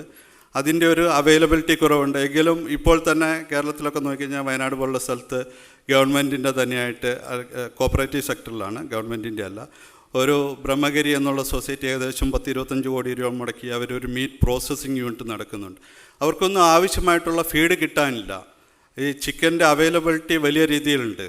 അപ്പോൾ ഇത്തരം കാര്യങ്ങൾ പുതുതായിട്ട് ഉയർന്നു വരുന്ന കമ്പനി, ഇപ്പോൾ പേപ്പറിലൊക്കെ കാണാം, എല്ലാ ദിവസവും കാണാം നമുക്ക് ഫാം ഫ്രഷ് എന്നുള്ള രീതിയിൽ, ഹോർമോൺ ഇല്ലാത്ത ചിക്കൻ, ആൻറ്റിബയോട്ടിക്സ് ഇല്ലാത്ത ചിക്കൻ എന്ന് പറഞ്ഞ് കേരളത്തിൽ തന്നെ പുതുതായി തുടങ്ങിയ സംരംഭം വലിയ രീതിയിൽ മാർക്കറ്റ് കീഴ്പ്പെടുത്തിക്കൊണ്ടിരിക്കുകയാണ്. അപ്പോൾ അത്തരം ആളുകളുമായിട്ടൊക്കെ യോജിച്ച് കഴിഞ്ഞാൽ ഇത് മാർക്കറ്റിംഗ് എന്നുള്ള ഒരു ചലഞ്ച് നമുക്ക് അവോയ്ഡ് ചെയ്യാൻ പറ്റും. പിന്നെ ബ്രോയിലർ ഫാമിലൊക്കെ ഏറ്റവും കൂടുതൽ ഫേസ് ചെയ്യുന്ന 2 ഇഷ്യൂ ആണ്. ഒന്ന് പ്രൈസിൽ ഉണ്ടാകുന്ന ഫ്ലക്ച്വേഷൻ, രണ്ടാമത് ഡിസീസ്. പ്രൈസ് ഫ്ലക്ച്വേഷൻ കവർ ചെയ്യുമ്പോൾ നമുക്ക് ഒരു ആവറേജ് ഒരു വർഷമൊക്കെ എടുത്തു കഴിഞ്ഞാൽ ഇതിൻ്റെ നമുക്കൊരു പ്രൈസ്, അതിൻ്റെ ഒരു എക്കണോമിക്സ് വർക്കൗട്ട് ചെയ്യാൻ പറ്റുള്ളൂ. അപ്പോൾ പ്രൈസ് കൂടുതൽ കിട്ടുന്ന സമയത്ത് നമ്മൾ കൃഷിക്കാരുടെ ആണെങ്കിൽ അതിൻ്റെ ഒരു പാർട്ട് ഒരു റിസർവായിട്ട് വയ്ക്കുകയും പിന്നീട് പ്രൈസിൽ ഫ്ലക്ച്വേഷൻ വരുന്ന സമയത്ത് കൃഷി മുടങ്ങാതിരിക്കാൻ രീതിയിൽ അവർക്ക് ഫൈനാൻഷ്യൽ സപ്പോർട്ട് ചെയ്യാൻ കഴിയും. ഡിസീസ് ഒന്ന് വെറ്റിനറി സർവീസ് പ്രൊവൈഡ് ചെയ്യാൻ പറ്റും, രണ്ടാമത് ഗ്രൂപ്പായിട്ടുള്ള ഇൻഷുറൻസ് പ്രൊവൈഡ് ചെയ്യാനുള്ള ഓപ്പർച്യൂണിറ്റീസ് ഉണ്ട്.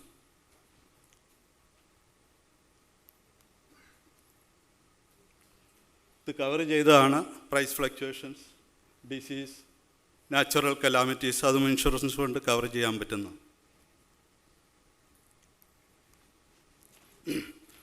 ഇതിൽ സ്റ്റേക്ക് ഹോൾഡേഴ്സായിട്ട് വരികയാണെങ്കിൽ ഒന്ന് ഒരു പേരൻറ്റ് കമ്പനി ഉണ്ടാകുക എന്നുള്ളത് ഈ രീതിയിലുള്ള ഇൻവെസ്റ്റ്മെൻറ്റ് വേണ്ടി വരുന്നതാണ്. പല ആളുകളും അതിന് റെഡിയാണ്. ഞാൻ പേഴ്സണലായിട്ട് തന്നെ ഒരു 25-30% ഈ കമ്പനിയിൽ ഇൻവെസ്റ്റ് ചെയ്യാൻ റെഡിയാണ്. ഇത് മുന്നോട്ടേക്ക് താമസിക്കാതെ തന്നെ ഇതിൻ്റെ ഒരു എക്സിക്യൂഷൻ സ്റ്റാർട്ട് ചെയ്യണം എന്നാണ് കരുതുന്നത്. അതിനായിട്ടുള്ള കൺസൾട്ടൻസിനെയൊക്കെ അപ്പോയിൻറ്റ് ചെയ്ത് മുന്നോട്ടേക്ക് കൊണ്ടുപോവുക. കാരണം പല കാര്യങ്ങളും നമ്മൾ സംസാരിച്ച് നിൽക്കുക എന്നല്ലാണ്ട് അതിനെ ഒരു റിസൾട്ടിലെത്തിക്കുക എന്നുള്ളതും വളരെ ഇമ്പോർട്ടൻ്റ് ആണ്. ടൈം ബൗണ്ടഡ് ആയിട്ടും സ്ട്രക്ചേർഡ് ആയിട്ടും ഇത് ചെയ്യണം എന്നാണ് കരുതുന്നത്. ഇതിൻ്റെ ഭാഗമായിട്ട് ചേരാൻ തയ്യാറായിട്ടുള്ള ഒത്തിരി ബിസിനസ് ആളുകൾ മുന്നോട്ട് വന്നിട്ടുണ്ട്. അവരൊക്കെ ബിസിനസ്സിൽ വളരെ എക്സ്പീരിയൻസ്ഡ് ആയിട്ടുള്ള മാനേജ്മെൻറ്റ് സ്കില്ലുള്ള ഒരു ഗൈഡ് ചെയ്യാൻ പറ്റുന്ന ആളുകളാണ്.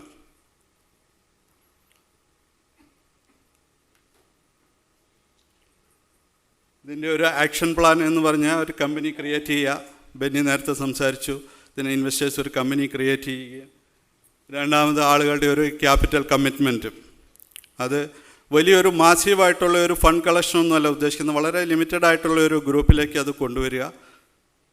അതിനുശേഷം കൺസൾട്ടൻറ്റിനെ അപ്പോയിൻറ്റ് ചെയ്തിട്ട് ഡീറ്റെയിൽഡായിട്ട് സ്റ്റഡി, എനിക്ക് വളരെ അറിയാവുന്നതാണ് ഈ ഫീൽഡിൽ വർക്ക് ചെയ്യുന്നത്, ഡീറ്റെയിൽഡായിട്ടുള്ള സ്റ്റഡി നടത്തുക.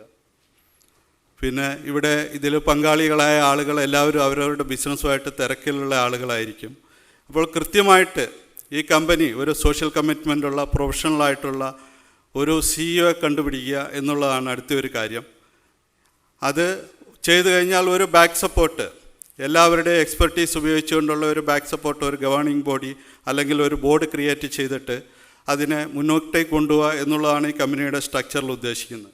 പിന്നീട് ബിസിനസ്സിൻ്റെ എക്സിക്യൂഷൻ പ്രൊസീജിയറാണ്. ഒരു ചെറിയ ഉദാഹരണം ഞാൻ പറയുകയാണെങ്കിൽ, ഞങ്ങളുടെ അവിടെ നാട്ടിൽ വയനാട്ടിൽ പിന്നെ CST ഫാദേഴ്സ് അവർ കൃഷിക്കാരെ സഹായിക്കുക എന്നുള്ള ഉദ്ദേശത്തോടു കൂടി വ്യാപകമായി ആളുകളെ കൊണ്ട് തേയില കൃഷി ചെയ്യിച്ചു. തേയില കൃഷി ചെയ്തു കഴിഞ്ഞ് പിന്നീടാണ് അതിൻ്റെ ഒരു ബുദ്ധിമുട്ട് മനസ്സിലായത്. ഇത് പ്രോസസ്സ് ചെയ്യാൻ വേണ്ടിയിട്ടുള്ള സെറ്റപ്പില്ല. ഇത് അടുത്ത വലിയ ഫാക്ടറികളുണ്ട്, അവരെ ഡിപ്പെൻഡ് വേണം ചെയ്താൻ വേണ്ടിയിട്ട്. അവർക്ക് ആവശ്യമുണ്ടെങ്കിൽ എടുക്കും, പറ്റിയ വില കൊടുക്കുകയില്ല. അങ്ങനെ കൃഷിക്കാർ വളരെ സ്ട്രഗിൾ ചെയ്യുന്ന ഒരു സിറ്റുവേഷനിൽ അവർ തീരുമാനിച്ചു ഒരു ഫാക്ടറി പണിയാമെന്ന്. അങ്ങനെ ഒരു ഫാക്ടറി ഉണ്ടാക്കി. അച്ഛന്മാർ തന്നെ ഫാക്ടറി ആളുകളിൽ നിന്നൊക്കെ പൈസയൊക്കെ പിരിച്ചിട്ട് ഫാക്ടറി ഉണ്ടാക്കി അത് നടത്തിക്കൊണ്ടുപോയി. പക്ഷേ അവർ മിസ്സായ ഒരു കാര്യമുണ്ട്. ചാരിറ്റിയും ബിസിനസ്സും നമുക്ക് കൂട്ടിക്കലർത്താൻ പറ്റുകയില്ല. തീർച്ചയായിട്ടും ബിസിനസ്സിൻ്റെ ആയിട്ടുള്ള ചില പ്രിൻസിപ്പിൾസ് ഉണ്ട്, നമ്മൾ വളരെ സ്ട്രിക്റ്റായിട്ട് ഫോളോ ചെയ്യേണ്ടത്. അപ്പോൾ ഈ ഫാക്ടറി പണിത് ടെക്നിക്കലായിട്ട് അതിൻ്റെ ഉൽപ്പന്നം വയനാട്ടിൽ ഏകദേശം 20ഓളം ചായ ഫാക്ടറി ഉണ്ട്. അതിൽ 19ഉം 20ഉം ആയിരുന്നു താഴെയിൽ നിന്ന് ഇതിൽ ഈ ഫാക്ടറിയിൽ നിന്നുള്ള ചായപ്പൊടിക്ക് കിട്ടിക്കൊണ്ടിരുന്ന വില. അപ്പോൾ കൃഷിക്കാർക്ക് കൃത്യമായി വില കൊടുക്കാൻ പറ്റാത്തയും ഫാക്ടറി വലിയ പ്രതിസന്ധിയിലാകുകയും ചെയ്തു. ഞാൻ അതിൻ്റെ ഒരു 50% ഷെയർ മേടിച്ച് ആ ഫാക്ടറി 2012 അത് പൂർണ്ണമായിട്ട് അപ്ഗ്രേഡ് ചെയ്ത് മോഡേണൈസ് ചെയ്ത് അതിൽ നിന്ന് ചായപ്പൊടി ഉൽപ്പാദിപ്പിച്ച് ഒരു കലർപ്പും ഇല്ലാതെ ഇപ്പോൾ പാക്കറ്റ് ചെയ്ത് വിൽക്കുന്നുണ്ട്. അതിൽ സഹായിച്ച 3 രൂപതകളാണ് മാനന്തവാടി, തലശ്ശേരി, താമരശ്ശേരി. റെമീജിയസ് പിതാവൊക്കെ വ്യക്തിപരമായിട്ട് തന്നെ ഒത്തിരി താല്പര്യമെടുത്ത് പള്ളികളിലും ഒക്കെ KCY പോലുള്ള സംഘടനകളൊക്കെ അന്ന് മാർക്കറ്റിങ്ങിനൊക്കെ ഒത്തിരി സഹായിക്കുകയും അത് വളരെ ഭംഗിയായിട്ട് ഇപ്പോൾ ആ പ്രസ്ഥാനം നടന്നു പോകുന്നുണ്ട്. ഏകദേശം 400ഓളം കൃഷിക്കാർക്ക് വലിയൊരു സപ്പോർട്ടാണ്. എല്ലാ ശനിയാഴ്ചകളും അവരുടെ ബാങ്ക് അക്കൗണ്ടിലേക്ക് പൈസ ട്രാൻസ്ഫർ ചെയ്ത് കൊടുക്കുന്നുണ്ട്. പിന്നെ അവർക്ക് ബാക്കിയുള്ള സപ്പോർട്ട് കുട്ടികളുടെ വിദ്യാഭ്യാസത്തിനുള്ള, അവർക്ക് വളം വാങ്ങിക്കാനുള്ള, അല്ലെങ്കിൽ ഫൈനാൻഷ്യൽ ബുദ്ധിമുട്ട് വരുമ്പോൾ ഫൈനാൻഷ്യലായിട്ട് സപ്പോർട്ട് ചെയ്യാനുള്ള സൗകര്യങ്ങളൊക്കെ ചെയ്തു കൊടുക്കുന്നുണ്ട്. അപ്പം ഞാൻ പറഞ്ഞത് സഭ ഒരു വലിയ മിഷണറിയും റിസോഴ്സസുമാണ്. അതിനെ എങ്ങനെ ഉപയോഗിക്കാം എന്നുള്ളതിൻ്റെ ഒരു വലിയ എക്സാമ്പിളാണ് ഇപ്പോൾ നടന്നുകൊണ്ടിരിക്കുന്നത്. അത് സ്ട്രക്ചർ ചെയ്തതിന് ശേഷം ഞാൻ പിന്നീട് ആക്റ്റീവായിട്ട് അതിൽ ഇൻവോൾവ് ചെയ്തിട്ടില്ല. ഇപ്പോൾ MBA കഴിഞ്ഞൊരു അച്ഛൻ തന്നെയാണ് അത് വളരെ ഭംഗിയായിട്ട് നടത്തിക്കൊണ്ടിരിക്കുന്നത്. പക്ഷേ അതൊരു ബിസിനസ് എന്നുള്ള രീതിയിൽ നടത്തിക്കൊണ്ട് പോവുക എന്നുള്ള ഒരു സെറ്റപ്പിലേക്ക് എത്തിക്കാൻ കഴിഞ്ഞു. ഇത്തരം മോഡലുകൾ പല രീതിയിലും നമുക്ക് ആവർത്തിക്കാൻ കഴിയുന്നതാണ്. ഇപ്പോൾ തന്നെ കാർഷിക രംഗത്താണെങ്കിൽ നമുക്ക് ചെയ്യാൻ പറ്റും. ഇപ്പോൾ ഞാൻ ഒത്തിരി സ്ഥലം വളരെ നല്ല രീതിയിൽ കൃഷി ചെയ്യുന്ന ഒരു വ്യക്തിയാണ്. അപ്പോൾ മാനന്തവാടി രൂപതയുടെ തന്നെ ഒരു വലിയ എസ്റ്റേറ്റ് ഉണ്ടായിരുന്നു കർണാടകത്തിലെ ഒരു 600 ഏക്കറോളം. അത് കൃഷിയൊക്കെ ആദ്യം വലിയൊരു സപ്പോർട്ടായിരുന്ന എസ്റ്റേറ്റ് പിന്നീട് രൂപതയ്ക്കൊരു ബാധ്യതയായി മാറിയതാണ്. അതിനെ ഞാൻ 2012 നല്ല വില കൊടുത്താണ് വാങ്ങിയിട്ട് അതിപ്പോൾ കർണാടകത്തിലെ തന്നെ ഏറ്റവും പ്രൊഡക്റ്റീവായിട്ടുള്ള ഒരു എസ്റ്റേറ്റാക്കി മാറ്റാൻ കഴിഞ്ഞു. കാർഷിക മേഖലയിൽ അവിടെയുള്ള റബ്ബർ പാൽ ഞങ്ങളത് ഉപയോഗിച്ചിട്ട് ഏറ്റവും അഡ്വാൻസ്ഡ് ആയിട്ടുള്ള 1X എന്നുള്ള രീതിയിലുള്ള സ്പെഷ്യൽ ഗ്ലൗസിന് ഉപയോഗിക്കുന്നുള്ള റബ്ബർ ഷീറ്റുകളാക്കി മാറ്റി വിൽക്കുമ്പോൾ 10-20 രൂപയോളം എക്സ്ട്രാ കിട്ടും. ആ ഒരു മോഡൽസ് കൃഷിക്കാരുടെ ഗ്രൂപ്പുകൾ ഉണ്ടായിക്കഴിഞ്ഞാൽ പല ഫീൽഡിലും ഇത് ഈ ബ്രോയിലർ ഫാമിനെ കുറിച്ച് ഞാൻ പറഞ്ഞ പോലെ തന്നെ അതിൻ്റെ നെക്സ്റ്റ് ലെവലായിട്ട് ഡയറി, പിന്നെ ഫിഷ് ഫാമിങ്, ഇതെല്ലാം കൂടിയുള്ള ഇൻ്റഗ്രേറ്റഡ് ഫാമിങ്, ഇത് മാർക്കറ്റ് ചെയ്യാനുള്ള സ്റ്റോറുകൾ, ഫുഡ് സ്റ്റോർ. കേരളവും ഇടുക്കിയും പോലുള്ള ജില്ലകൾ കേരളത്തിൻ്റെ ഫുഡ് സ്റ്റോറുകൾ, ഫുഡ് പ്രൊഡക്ഷൻ ഏരിയ ആയിട്ട് മാറാൻ കഴിയും.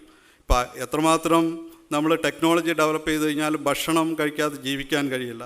വൃത്തിയുള്ള ഭക്ഷണം ധൈര്യമായിട്ട് മേടിച്ച് കഴിക്കാനുള്ള ഭക്ഷണം ഉൽപ്പാദിപ്പിച്ച് കൊടുക്കുക എന്നുള്ള ഒരു സോഷ്യൽ കമ്മിറ്റ്മെൻറ്റ് കൂടിയായിരിക്കും നമ്മൾ ഏറ്റെടുക്കുക.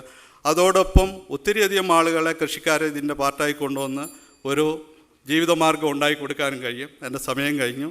താങ്ക്സ് എല്ലാവർക്കും. Thank you very much Joy സാറേ. ഇദ്ദേഹം വളരെ ഇവിടുത്തെ അറിയപ്പെടുന്ന ലീഡിംഗ് ആയിട്ടുള്ളൊരു ബിസിനസ്മാനാണ്. അതുപോലെ വളരെ പ്രബുദ്ധതയുടെ സമൂഹത്തിന് വേണ്ടി, സമുദായത്തിന് വേണ്ടി ചെയ്യാൻ വളരെ താല്പര്യമുള്ള ആളാണ്. ഓൾറെഡി ചെയ്തുകൊണ്ടിരിക്കുന്നതാണ്.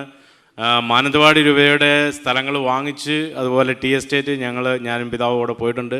ഞങ്ങൾ ഒരുപക്ഷെ അറിയപ്പെടും കേരളത്തിലെ ഏറ്റവും വലിയ ഹൗസ് ഓണറാണ്. 50,000 സ്ക്വയർ ഫീറ്റുള്ള വയനാട്ടിലെ വലിയൊരു വീടിൻ്റെ ഓണറാണ്. Thank you. അടുത്തത് ജോസൂട്ടി സാറിനോട് ഒരു അഭിമന്യ പിതാക്കന്മാരെ, വേദിയിലും സദസ്സിനുമുള്ള ബഹുമാന്യരെ, ഇവിടെ ഇതിനോടകം കാർഷിക മേഖലയുടെ പ്രശ്നങ്ങളെ സംബന്ധിച്ച് പരാമർശിക്കുകയുണ്ടായി. അതുപോലെ രാജ്യം RCEP കരാറുകളിലേക്ക് ഒപ്പിട്ടു, അല്ലെങ്കിൽ ഒപ്പിടാൻ തയ്യാറെടുത്തിരിക്കുന്നു. നമ്മുടെ സാമ്പത്തിക സംവിധാനം തന്നെ രാജ്യത്തിനകത്ത് മാറുകയാണ്. ഗാന്ധിജിയുടെ ഗ്രാമസ്വരാജ് എന്ന സങ്കല്പം മാറി ഇപ്പോൾ അത് ഒരു കോർപ്പറേറ്റ് സ്വരാജിലേക്ക് മാറുകയാണ്. രാജ്യത്തിൻ്റെ സാമ്പത്തിക മോഡ് തന്നെ മാറുകയാണ്. കോർപ്പറേറ്റ് തലത്തിൽ നിൽക്കുന്ന ആളുകൾക്ക് മാത്രമാണ് ഇന്ന് വളർച്ച കാണിക്കുന്നത്, ബാക്കി മേഖലകളൊക്കെ തളർച്ച കാണിച്ചുകൊണ്ടിരിക്കുന്നു. അപ്പോൾ ഈ സാഹചര്യത്തിൽ ഈ മോഡ് മാറുമ്പോൾ ആ മാറിയ മോഡിലേക്ക് കടക്കാത്തവരൊക്കെ ആ മെയിൻ സ്ട്രീമിൽ നിന്ന് പുറത്താകും. അങ്ങനെ പുറത്താകുന്ന വഴി കർഷകരുടെ ആത്മഹത്യകൾ പെരുകുന്നു. കാർഷിക മേഖല വളരെ കടുത്ത പ്രതിസന്ധിയിലായിരിക്കുകയാണ്. ഈ സാഹചര്യത്തിൽ ഈ ചിത്രത്തിന് മാറ്റമുണ്ടാക്കുവാനും നമ്മുടെ കാർഷിക മേഖലയ്ക്ക് ഒരു വളരെ വളർച്ച ഉണ്ടാക്കുവാനും വേണ്ടി ഉള്ള പദ്ധതികളാണ് വാസ്തവത്തിൽ ഞാൻ ഇന്ന് ഇവിടെ അവതരിപ്പിക്കുന്നത്. ഇതിൻ്റെ പിന്നിലുള്ളത് ഇതൊരു തുടക്കമാണ്. ഇതിൽ സമയത്തിൻ്റെ പരിമിതി കൊണ്ട് ഞാൻ വളരെ പ്രസക്തമായ കാര്യങ്ങൾ മാത്രമാണ് ഇവിടെ അവതരിപ്പിക്കുന്നത്. ഞാൻ നിങ്ങളുടെ മുമ്പിൽ പ്രസൻറ്റ് ചെയ്യുന്നത് ഫാർമേഴ്സ് പ്രൊഡ്യൂസർ കമ്പനിയാണ്. ഫാർമർ പ്രൊഡ്യൂസർ കമ്പനിയുടെ നേതൃത്വത്തിൽ ഒരു ഹൈപ്പർ മാർക്കറ്റുകളുടെ ശൃംഖല സംസ്ഥാനത്തൊട്ടാകെ രൂപീകരിക്കുക എന്നുള്ളതാണ് ഞാൻ ഉദ്ദേശിച്ചിരിക്കുന്നത്. ഈ ഹൈപ്പർ മാർക്കറ്റുകളുടെ ശൃംഖല എന്ന് പറയുന്നത് അതിനോടനുബന്ധിച്ച് നടത്തുന്ന പ്രവർത്തനങ്ങളുടെ ഏറ്റവും പുറത്ത് കാണുന്നതാണ്. അതിൻ്റെ പിന്നിൽ വേറെ ധാരാളം പ്രവർത്തനങ്ങളുണ്ടാകും. അതിൻ്റെ ഏറ്റവും ടെർമിനൽ പോയിൻ്റാണ് ഈ ഹൈപ്പർ മാർക്കറ്റ് എന്ന് പറയുന്നത്. പൂർണ്ണ രൂപത്തിൽ ആയി കഴിയുമ്പോൾ 2013 കമ്പനീസ് ആക്ട് അനുസരിച്ച് രജിസ്റ്റർ ചെയ്യും. 260 ഹൈപ്പർ മാർക്കറ്റുകളുടെ ഒരു ശൃംഖല ഉണ്ടാകും. 58.82 കോടി രൂപയുടെ മൊത്തം ഇൻവെസ്റ്റ്മെൻറ്റാണ്. പൂർണ്ണ രൂപത്തിൽ പ്രവർത്തനം ആരംഭിക്കുമ്പോൾ ഒരു വാർഷികമായി 573.3 കോടി രൂപയുടെ വിൽപ്പനയും ഏതാണ്ട് 11.77 കോടി രൂപയുടെ ലാഭവും, അതായത് 20% ടോട്ടൽ ലാഭം ഇൻവെസ്റ്റ്മെൻറ്റിലുണ്ടാകും. ഏകദേശം 1558 പേർക്ക് ഡയറക്റ്റായിട്ട്, അതിൻ്റെ 3 ഇരട്ടി പേർക്ക് ഇതിനോട് അസോസിയേറ്റഡ് ആയിട്ടും ജോലി ഉണ്ടാകും. ബാക്കി പ്രൊഡക്ഷനുമായി ബന്ധപ്പെട്ട മറ്റ് മേഖലകളിലും ധാരാളം ഉണ്ടാകും. ഫാം ക്രൈസിസിനെ സംബന്ധിച്ച് ഇവിടെ പറയുകയുണ്ടായി. പല മേഖലയിലുള്ള ക്രൈസിസ് നിൽക്കുമ്പോഴും അതിൽ ഏറ്റവും പ്രധാനപ്പെട്ട ക്രൈസിസ് ആയിട്ട് വന്നിരിക്കുന്നത് നമ്മൾ പ്രൈമറി പ്രൊഡക്ഷൻ നടത്തുന്നുണ്ട്. പ്രൈമറി പ്രൊഡക്ഷന് ശേഷം നടക്കുന്ന കാര്യങ്ങൾ വരുമ്പോഴേക്കാണ് ഏറ്റവും അധികം പരാജയം ഉണ്ടാകുന്നത്, പ്രത്യേകിച്ച് മാർക്കറ്റിങ്ങുമായിട്ട് ബന്ധപ്പെട്ട്. പോളിസി റിലേറ്റഡ് ആയിട്ടുള്ള ക്ലൈമറ്റ് റിലേറ്റഡുമായിട്ടുള്ള പ്രശ്നങ്ങളുണ്ട്. പക്ഷേ ഏറ്റവും പ്രധാനപ്പെട്ട പ്രശ്നമെന്ന് പറയുന്നത് മാർക്കറ്റിങ്ങുമായിട്ട് ബന്ധപ്പെട്ടിട്ടുള്ളതാണ്. മാർക്കറ്റിങ്ങുമായി ബന്ധപ്പെട്ടുള്ള പ്രശ്നത്തിന് പരിഹാരം ഉണ്ടാകണമെങ്കിൽ മാർക്കറ്റിംഗ് മേഖലയിൽ ഈ പ്രതിസന്ധിയിലുള്ള ആളുകൾക്ക് നേതൃത്വം കൊടുത്തുകൊണ്ട് കടന്നു വന്നെങ്കിൽ മാത്രമേ പറ്റുള്ളൂ. മറ്റാരെങ്കിലും നമുക്ക് വേണ്ടി ചെയ്തു തരുമെന്ന് വിചാരിക്കുന്നതിൻ്റെ അർത്ഥമില്ല. ഞാൻ ആദ്യമേ സൂചിപ്പിച്ചല്ലോ, മാറ്റം ഭരണരംഗത്തുണ്ടായി.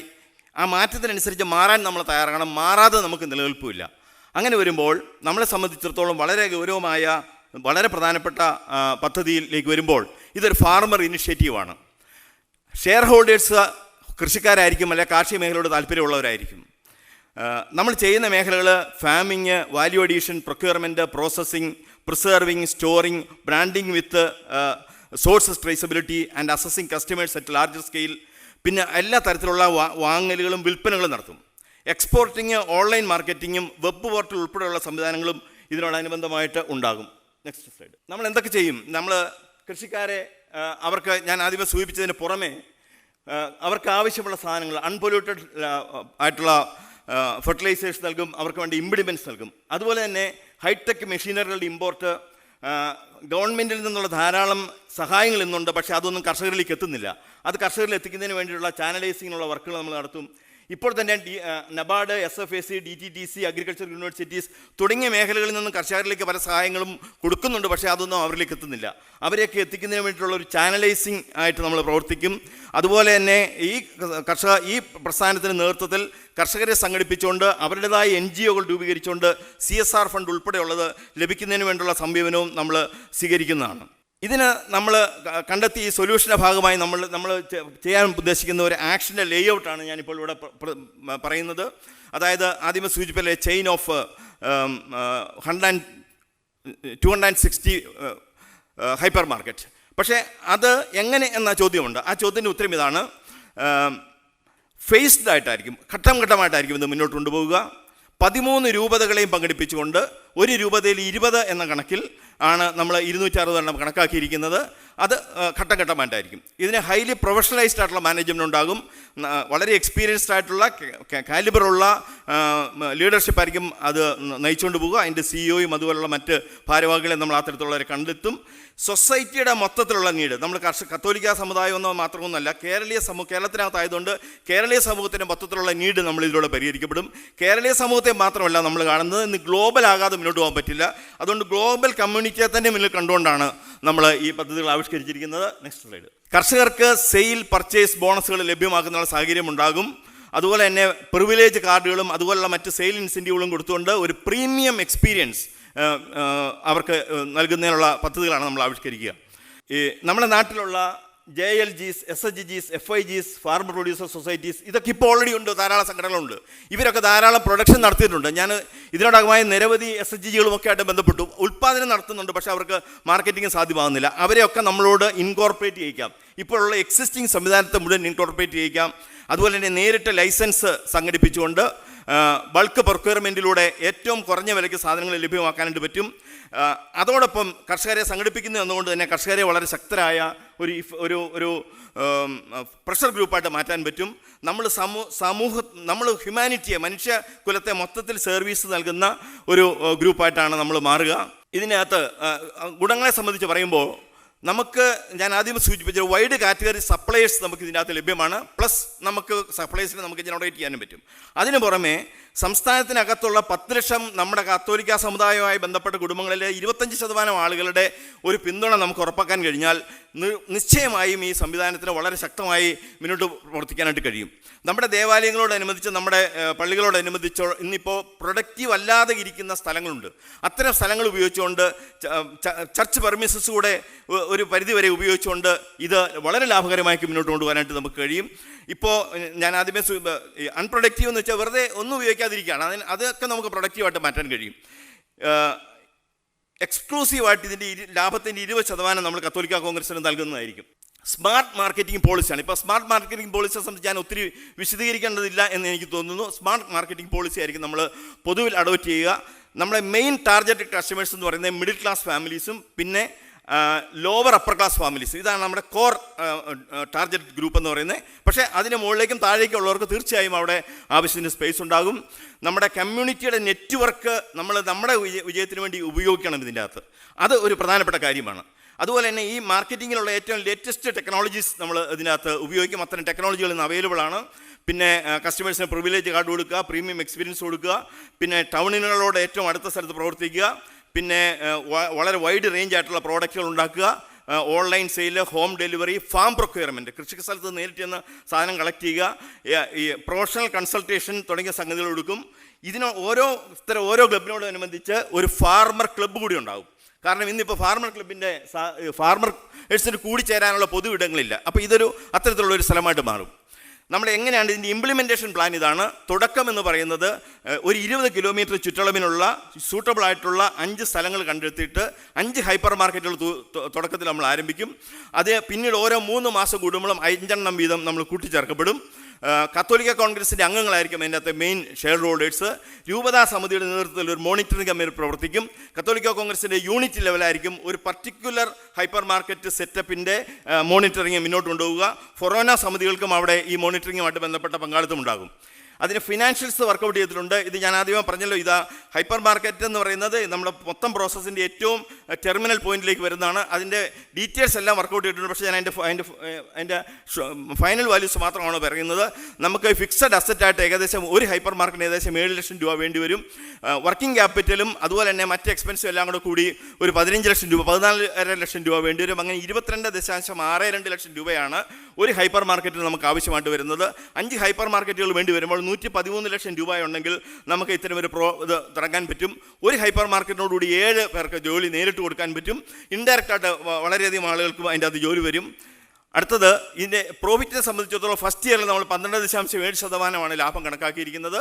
ഇത് ഏതാണ്ട് ഒരു ആക്ച്വൽ ഫിഗേഴ്സ് വെച്ചുകൊണ്ട് തന്നെ കണക്കാക്കിയിരിക്കുന്നതാണ്. സെക്കൻഡ് ഇയർ മുതൽ ഒരു 20.02 മുതൽ മുകളിലേക്കുള്ള ലാഭം ഒരു 21-22% അത് സീലിംഗ് നടത്തത്തക്ക രീതിയിലുള്ള വർക്ക് നമുക്ക് ചെയ്യാനായിട്ട് പറ്റും. ഒരു 5 വർഷമാണ് ഒരു എക്സ്പെക്റ്റഡ് പേ ബാക്ക് പീരീഡ്. അത് വേണമെങ്കിൽ ചിലപ്പോൾ 6 വർഷമോ വരെ മുന്നോട്ട് പോയെന്ന് വരാം. മറ്റൊന്നുള്ളത്, ഈ പറഞ്ഞതിന് പുറമേ നമ്മൾ ചെയ്യാൻ ഉദ്ദേശിക്കുന്ന മറ്റൊരു പ്രധാനപ്പെട്ട കാര്യം കർഷകർക്ക് ഫിനാൻഷ്യൽ സപ്പോർട്ട് കൊടുക്കുക എന്നുള്ളതാണ്.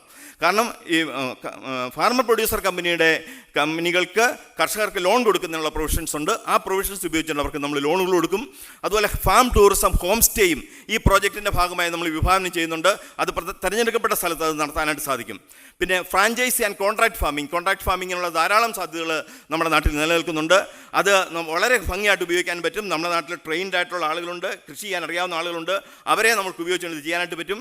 പിന്നെ അതിനോടകമായി ഫാർമേഴ്സ് ഹെൽപ്പ് ഡെസ്കും ഫെസിലിറ്റേഷൻ സെൻറ്ററും അതുപോലെ ട്രെയിനിങ് സെൻറ്ററുകളും, കാരണം ഇപ്പോൾ പലപ്പോഴും കൃഷിക്കാർക്ക് പ്രോപ്പർ ട്രെയിനിങ്ങുകൾ കിട്ടുന്നില്ല എന്നുള്ളൊരു യാഥാർത്ഥ്യമാണ്.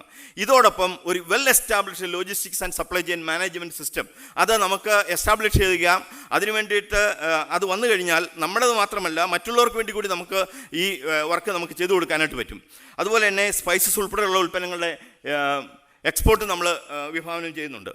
ഇനി ഷെയർ ക്യാപിറ്റലിനെ സംബന്ധിച്ചിടത്തോളം ഞാൻ ആദ്യമേ സൂചിപ്പിച്ചല്ലോ, നമ്മൾ കൃഷിക്കാർക്ക് അതുപോലുള്ള ഈ പ്രസ്ഥാനത്തിനോട് സഹകരിക്കാൻ താല്പര്യമുള്ളവർക്കും ഷെയർ നൽകിക്കൊണ്ടാണ് ഈ പ്രസ്ഥാനം മുന്നോട്ട് കൊണ്ടുപോകാനായിട്ട് പറ്റുകയുള്ളൂ.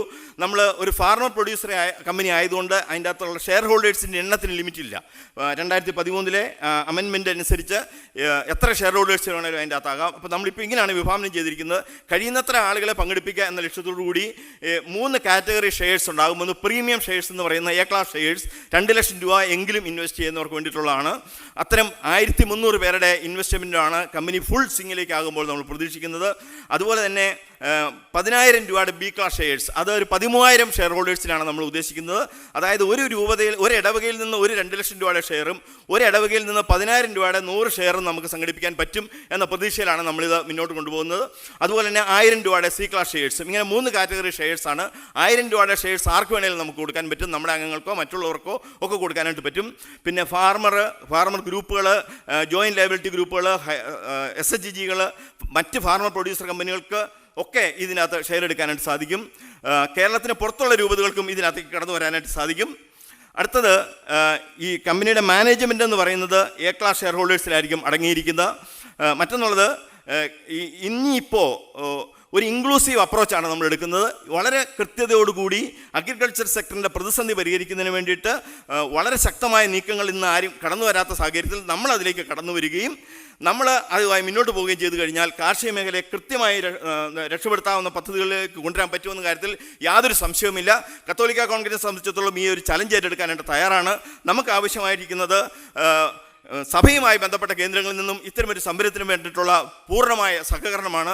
ആ ഒരു സഹകരണം ഉണ്ടെന്നുണ്ടെങ്കിൽ കേരളത്തിലെ എമ്പാടുമുള്ള കർഷകരെ സംഘടിപ്പിച്ചുകൊണ്ട് കേരളത്തിനകത്തും രാജ്യത്തിന് പുറത്തേക്ക് എല്ലാ ഇപ്പോൾ ദുബായ് ഉൾപ്പെടെ എല്ലാ സ്ഥലത്തേക്കും അവരവർക്ക് ആവശ്യമുള്ള സാധനങ്ങൾ നമ്മുടെ നാട്ടിൽ നിന്ന് നല്ല സാധനങ്ങൾ എത്തിച്ചു കൊടുക്കുന്ന ഒരു വലിയ സംവിധാനം, ഒരു വലിയ കമ്പനി നമുക്ക് അവിടെ രൂപീകരിക്കാനായിട്ട് കഴിയും. Total care for the farm sector എന്ന തലത്തിൽ നിന്നുകൊണ്ട് let us move and together towards tomorrow we will survive. Thank you. ജോസുരി സാറേ. വളരെ നല്ലൊരു പ്രൊജക്റ്റാണ് അദ്ദേഹം കേരളത്തിലെ ഇപ്പോഴത്തെ മാർക്കറ്റിൻ്റെ സാധ്യതയെക്കുറിച്ച് പറഞ്ഞത്. 2 സാമ്പിൾ പ്രൊജക്റ്റുകൾ കാണിക്കാൻ വേണ്ടിയാണ് ഇവിടെ ചെയ്തത്. ഇനി നമ്മൾ ഈ ഒരു ആശയം പറഞ്ഞപ്പോൾ ഇതെങ്ങനെ മുമ്പോട്ട് കൊണ്ടുപോകും എന്നുള്ളതാണ് ഏറ്റവും ഇമ്പോർട്ടൻ്റ് ആയിട്ടുള്ള കാര്യം. ഞാൻ ഈ ആശയം ഇവിടെ ദുബൈയിലുള്ള കുറച്ച് ബിസിനസ്സുകാരുമായിട്ട് പങ്കുവെച്ച് കഴിഞ്ഞപ്പോൾ അവർ നമ്മളിതുമായിട്ട് സഹകരിക്കാമെന്ന് പറഞ്ഞു. അപ്പം ഇത് എങ്ങനെ മുന്നോട്ടെടുക്കും എന്നുള്ളത് നമ്മളൊരു 3 മാസം ടൈമുണ്ട്. ഡിസംബർ എൻഡോട് കൂടിയിട്ട് ഈ ബിസിനസ് പ്രൊമോട്ടേഴ്സ്, ഇപ്പം കുറച്ച് ആൾക്കാർ ഞാൻ അവരെ ഇൻട്രൊഡ്യൂസ് ചെയ്യും ഇവിടെ.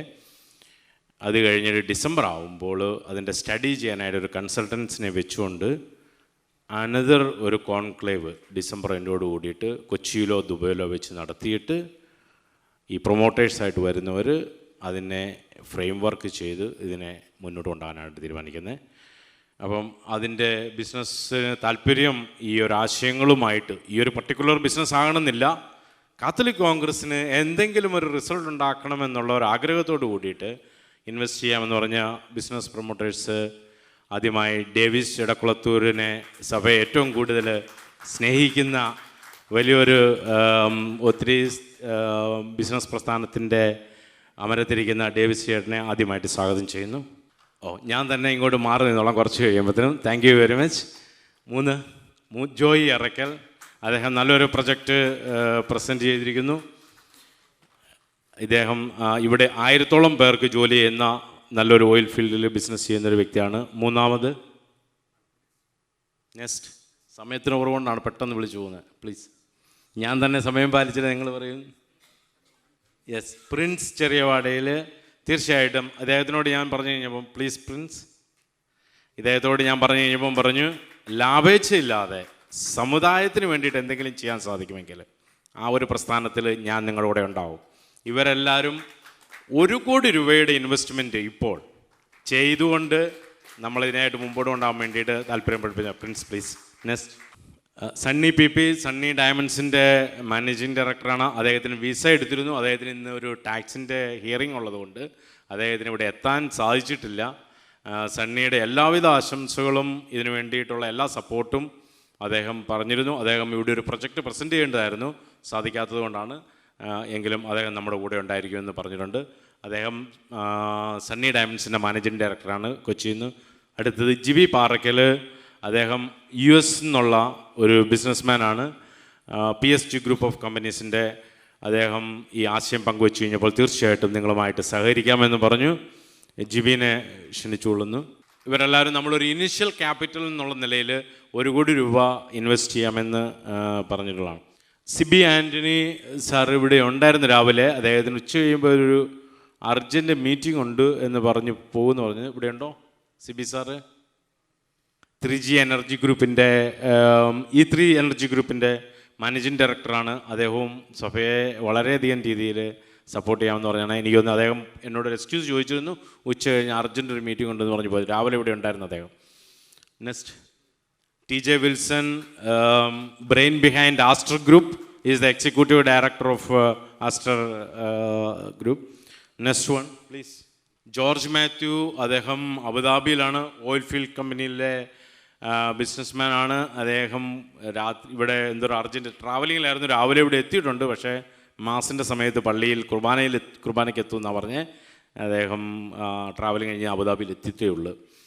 അടുത്തത് റാഫേൽ തോമസ് സാർ, ഇവിടുത്തെ അറിയപ്പെടുന്ന ഒരു ബിസിനസ്സുകാരനാണ്. 10-15 കമ്പനികളുടെ ഓണറുള്ള ഇരിഞ്ഞാലക്കുടക്കാരനാണ്. പിതാവിൻ്റെ തൊട്ടടുത്ത ആളാണ്.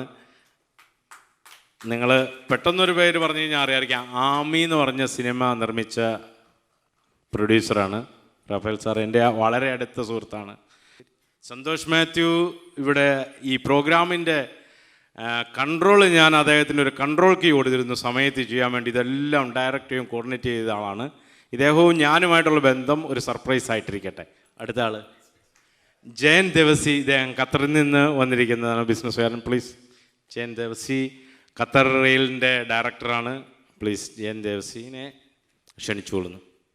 നെക്സ്റ്റ്, ജൂട്ടസ് പോൾ ഇവിടെ ഉണ്ടായിരുന്നു. ഇവിടെ ഉണ്ടോ? ജൂട്ടസ് പോൾ 4 മണിക്ക് ദുബൈയിലൊരു മീറ്റിംഗ് ഉണ്ട് എന്ന് പറഞ്ഞ് അദ്ദേഹം പോയിരിക്കുകയാണ്. Next, Ronnie Paul Petrofac. Ronnie please. Petrofac ഖത്തറിൽ നിന്നുള്ളതാണ് ഇൻവെസ്റ്റർ. ഈ നമുക്കൊരു 20ഓളം പേരുടെ പ്രോമിസ് കിട്ടിയിരുന്നു. ചില ആൾക്കാർ ഇത് ജസ്റ്റ് ഒന്ന് ഫോണിലൂടെ സംസാരിച്ചപ്പോൾ ഈ ആശയം അവർ 1 കോടി രൂപ മിനിമം കമ്മിറ്റ്മെൻറ്റ് ചെയ്യാമെന്നും പറഞ്ഞ് ബിസിനസ്സിനനുസരിച്ച് നമുക്ക് എങ്ങനെ ഫ്രെയിം ചെയ്ത് കൊണ്ടുപോകാമെന്ന് പറഞ്ഞിട്ട് ഒരു 20ഓളം പേര് 20 കോടി രൂപയുടെ ഒരു അഷുറൻസ് നമുക്ക് കിട്ടിയിട്ടുണ്ട്. കാത്തലിക് കോൺഗ്രസ്സിന് എങ്ങനെ വി വിൽ ഗോ ഹെഡ് എന്നുള്ള. പിന്നെ ഞാൻ ഈ ആശയങ്ങൾ പറഞ്ഞു കഴിഞ്ഞപ്പോൾ എത്രയോ ആൾക്കാർ പറഞ്ഞു ഇതിനെക്കുറിച്ച് ഞാനൊന്ന് പഠിക്കട്ടെ എന്താണെന്ന് പറയുന്നത്. കാരണം നമ്മൾ ചോദിക്കുമ്പോൾ 1 കോടി തന്നത് ഒരുപക്ഷെ നമ്മളുടെ സമുദായ സ്നേഹം കൊണ്ടായിരിക്കാം. ഇനി എങ്ങനെയെന്ന് പഠിച്ചിട്ട് ഇതിനകത്ത് ചേരാമെന്ന് പറഞ്ഞിട്ട് അനദർ 5ഓളം ആൾക്കാരോടെ ഉണ്ട്. അത് നമുക്ക് അടുത്ത ഡിസംബറിലെ കോൺക്ലേവിൽ വെച്ചിട്ട് ഈ ടീമിനെ ഫ്രെയിം ചെയ്തിട്ട് ഒരു ആക്ഷൻ, ജോയിച്ചേട്ടൻ പറഞ്ഞതുപോലെ നമ്മൾ സംസാരിച്ച് ഡിസ്കഷൻ ചെയ്ത് നമുക്ക് 5-6 ദിവസം ഇവിടെ ഇരുന്നാലും എത്രയോ ആശയങ്ങളുണ്ടാകും. പക്ഷേ പ്രാക്ടിക്കൽ. അദ്ദേഹം ഇമ്മീഡിയറ്റ്ലി തുടങ്ങാൻ പോവുകയാണ് പറഞ്ഞ പോൾട്രിയുടെ. അദ്ദേഹം തുടങ്ങി സഭയുടെ 10-700 ഏക്കർ സ്ഥലം വാങ്ങിച്ച് ഏറ്റവും നല്ല എസ്റ്റേറ്റാക്കി മാറ്റി കാർഷിക മേഖലയിൽ വളരെ വിപ്ലവം സൃഷ്ടിച്ചൊരു മനുഷ്യനാണ്. ഈ ഒരു ടീമിനെ, ഈ ഒരു പാനലിനെ ഞാനിവിടെ പ്രസൻറ്റ് ചെയ്യുകയാണ്. ഈ പാനലിനെ ബ്ലസ് ചെയ്യാനായിട്ട്, അവരെ ഔദ്യോഗികമായിട്ട് തീർച്ചയായിട്ടും ഇവരെ ബ്ലസ് ചെയ്യാൻ വേണ്ടിയിട്ട് ഞാൻ നമ്മളുടെ അഭിവന്യ ആലഞ്ചേരി പിതാവിനെ ക്ഷണിക്കുന്നു. അദ്ദേഹത്തിന് തീർച്ചയായിട്ടും രണ്ട് വാക്ക് സംസാരിക്കാനുമുണ്ടാവും എന്നുറപ്പാണ്. അതേപോലെ തന്നെ ഞാനിവിടെ ഈ ആശയം പറഞ്ഞു കഴിഞ്ഞപ്പോൾ പല പ്രമുഖ വ്യക്തിത്വങ്ങൾ ഇവിടെ വന്നിട്ടുണ്ട്. ശോഭ ഗ്രൂപ്പിൻ്റെ CEO മിസ്റ്റർ ഫ്രാൻസിസ് വിൽഫർഡ്, എമിറേറ്റ്സിൻ്റെ ഓപ്പറേഷൻ മാനേജർ മിസ്റ്റർ ജാബ്സൺ, അതുപോലെ ഒത്തിരി ബിസിനസ്സുകാർ ഇന്നലെ ഇവിടെ വന്ന് ഈ കാര്യങ്ങളൊക്കെ കണ്ട് മനസ്സിലാക്കി പോയിട്ടുണ്ട്. ഇന്നും വന്നവരുണ്ട്. കുറച്ച് ആൾക്കാർ ഇതെന്താണെന്ന് മനസ്സിലാക്കിയതിന് ശേഷം പിന്നീട് മുമ്പോട്ട് വരാമെന്നും പറഞ്ഞ്. അപ്പോൾ ബിസിനസ്സുകാരായിട്ടുള്ള ക്രിസ്ത്യാനികളായിട്ടുള്ള നമ്മുടെ സമുദായത്തെ സ്നേഹിക്കുന്നവർക്ക് ഒരു പ്ലാറ്റ്ഫോം ഇതിലൂടെ ക്രിയേറ്റ് ചെയ്യാൻ സാധിച്ചാൽ അത് കാത്തലിക് കോൺഗ്രസിൻ്റെ ഗ്ലോബൽ മീറ്റിൻ്റെ ഏറ്റവും വലിയ വിജയമായിരിക്കും എന്ന് ഉറപ്പാക്കുന്നു. അതിനു വേണ്ടിയിട്ടുള്ള ഈ കുറച്ചാൾക്കാരെ കമ്മിറ്റ്മെൻറ്റോടുകൂടി നമ്മുടെ മുമ്പിൽ വന്നിരിക്കുന്നവരെ നിങ്ങളുടെ എല്ലാവിധ പിതാവിൻ്റെ പ്രാർത്ഥനയും ആശംസയും ഇവരോടൊരു മെസ്സേജും കൊടുക്കാനായിട്ട് പിതാവിനെ പ്രത്യേകമായിട്ട് ക്ഷണിക്കുന്നു. ഇവർക്കും എല്ലാവർക്കും കൂടിയുള്ള കൺക്ലൂഡിങ് ആയിട്ടുള്ള മെസ്സേജ് ഞാൻ ആ കൺക്ലൂഡിങ് സമ്മേളനത്തിൽ നൽകിക്കൊള്ളാം. പക്ഷേ ഇപ്പോൾ ഞാൻ ഇവരെ കർത്താവിന് സമർപ്പിച്ച് പ്രാർത്ഥിക്കാൻ പോവുകയാണ്. നമ്മളൊന്നിച്ച് പ്രാർത്ഥിക്കുന്നത് കൊണ്ട് സദസ്സിലുള്ളവരും എഴുന്നേറ്റ് നിന്നാൽ നന്നായിരിക്കും. പ്രാർത്ഥന സ്വീകരിക്കുന്നവരെ ശിരസ്സ് നമിച്ച് കർത്താവിൻ്റെ സാന്നിധ്യം ഒന്ന് മനസ്സിൽ കൊണ്ടുവരിക. ദൈവം നമ്മുടെ ഇടയിലുണ്ട്. കർത്താവ് നമ്മെ ശക്തിപ്പെടുത്തുന്നു. അവിടുത്തെ ആത്മാവ് നമ്മെ പ്രചോദനപ്പെടുത്തുന്നു. ഈ ചിന്തയോടുകൂടി നമുക്കിവരെ കർത്താവിനും അവിടുത്തെ സംരക്ഷണത്തിനും സമർപ്പിക്കാം. കാരുണ്യവാനായ കർത്താവേ, കത്തോലിക്ക കോൺഗ്രസിൻ്റെ ഗ്ലോബൽ മീറ്റിൻ്റെ പ്രത്യക്ഷ ഫലമായിട്ട് ഇപ്പോൾ സംജാതമായിരിക്കുന്ന ഈ ബിസിനസ് പ്രൊമോഷൻ കൗൺസിൽ അംഗങ്ങളെ അങ്ങയുടെ തൃപാദങ്ങളിൽ ഞങ്ങൾ സമർപ്പിക്കുന്നു. കർത്താവെ, അങ്ങ് ഞങ്ങളോടുകൂടി പ്രവർത്തിച്ചതിൻ്റെ ഫലമാണല്ലോ ഈ ബിസിനസ് പ്രൊമോഷൻ കൗൺസിൽ രൂപവൽക്കരിക്കപ്പെട്ടത്. അങ്ങേക്ക് നന്ദി, അങ്ങേക്ക് സ്തോത്രം. ഇവരുടെ നല്ല ഉദ്ദേശങ്ങളെ കർത്താവെ അങ്ങ് ഞങ്ങളും കാണുന്നു. ഇവരെ അങ്ങ് അനുഗ്രഹിക്കണമേ, ആശീർവദിക്കണമേ. ഇതുവഴിയായിട്ട് കത്തോലിക്ക കോൺഗ്രസ് വഴി സിറോ മലബാർ സഭയും കത്തോലിക്ക സഭയും അതുപോലെ തന്നെ മനുഷ്യ സമൂഹവും അനുഗ്രഹിക്കപ്പെടുവാൻ പോവുകയാണെന്ന് ഞങ്ങൾ മനസ്സിലാക്കുന്നു. ഈ വലിയ സംരംഭത്തെ ഇപ്രകാരം ഉരുവാക്കിയ കർത്താവെ, അങ്ങേക്ക് സ്തോത്രം, അങ്ങേക്ക് നന്ദി. സകല വിശുദ്ധരെ, പരിശുദ്ധ അമ്മേ, മാർത്തോമാ ശ്ലീഹായെ ഇവർക്ക് വേണ്ടി മാധ്യസ്ഥം വഹിക്കണമേ. ഈ നല്ല പ്രസ്ഥാനം നല്ല ഫലങ്ങൾ പുറപ്പെടുവിച്ച് ഞങ്ങൾക്ക് അനുഗ്രഹമായി തീരുമാറാകട്ടെ. ആമേൻ. താങ്ക് യു പിതാവേ. Thank you. സ്നേഹം കാണിച്ച് എല്ലാവർക്കും ഒരിക്കൽ കൂടി നന്ദി പറയുന്നു. നമുക്ക് അടുത്ത കോൺക്ലേവിൽ മീറ്റ് ചെയ്യാം.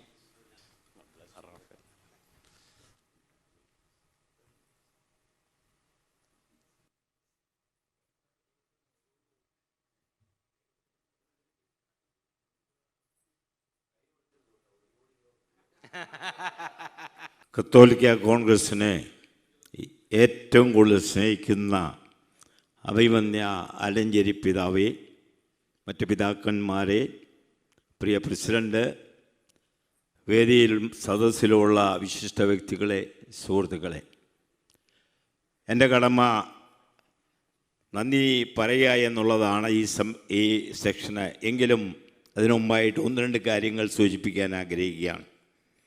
100 വർഷം കഴിഞ്ഞ് 101 വർഷം കഴിഞ്ഞ നമ്മുടെ കത്തോലിക്ക കോൺഗ്രസ് ഇന്ന് ഗ്ലോബൽ സംഘടനയായി മാറിയിരിക്കുന്നു. ഇതൊരു പേപ്പർ സംഘടനയല്ല എന്നുകൂടി തെളിയിച്ചു കഴിഞ്ഞു. എനിക്ക് തോന്നുന്നു കഴിഞ്ഞ ദിവസം സംസാരിച്ച പി.സി. തോമസ് പറഞ്ഞു 25 കൊല്ലം മുമ്പ് ഇതൊരു പേപ്പർ സംഘടനയായിരുന്നു. ഇപ്പോൾ ഇത് പേപ്പർ സംഘടനയല്ല, ഇത് ജീവനുള്ളൊരു സംഘടനയായി മാറിയിരിക്കുകയാണ്. അതിന് എല്ലാ സഹായവും നൽകുന്ന കാർഡിനലിന് പ്രത്യേകമായി നന്ദി പറയാൻ ഈ അവസരം ഇത്. മറ്റൊരു കാര്യം എനിക്ക് പറയാനുള്ളത്, നമ്മൾ 2025 ചർച്ചകൾ നടന്നു. എനിക്ക് 2 കാര്യങ്ങളെ പറയാനുള്ളൂ. 2025 ആകുമ്പോൾ നമ്മുടെ സംഘടന ലോകം മുഴുവൻ ഇപ്പോൾ വ്യാപിച്ചെങ്കിലും മുഴുവൻ ആളുകളെയും 50 ലക്ഷം പേരുടെ ഒരു സംഘടനയായി മാറണം.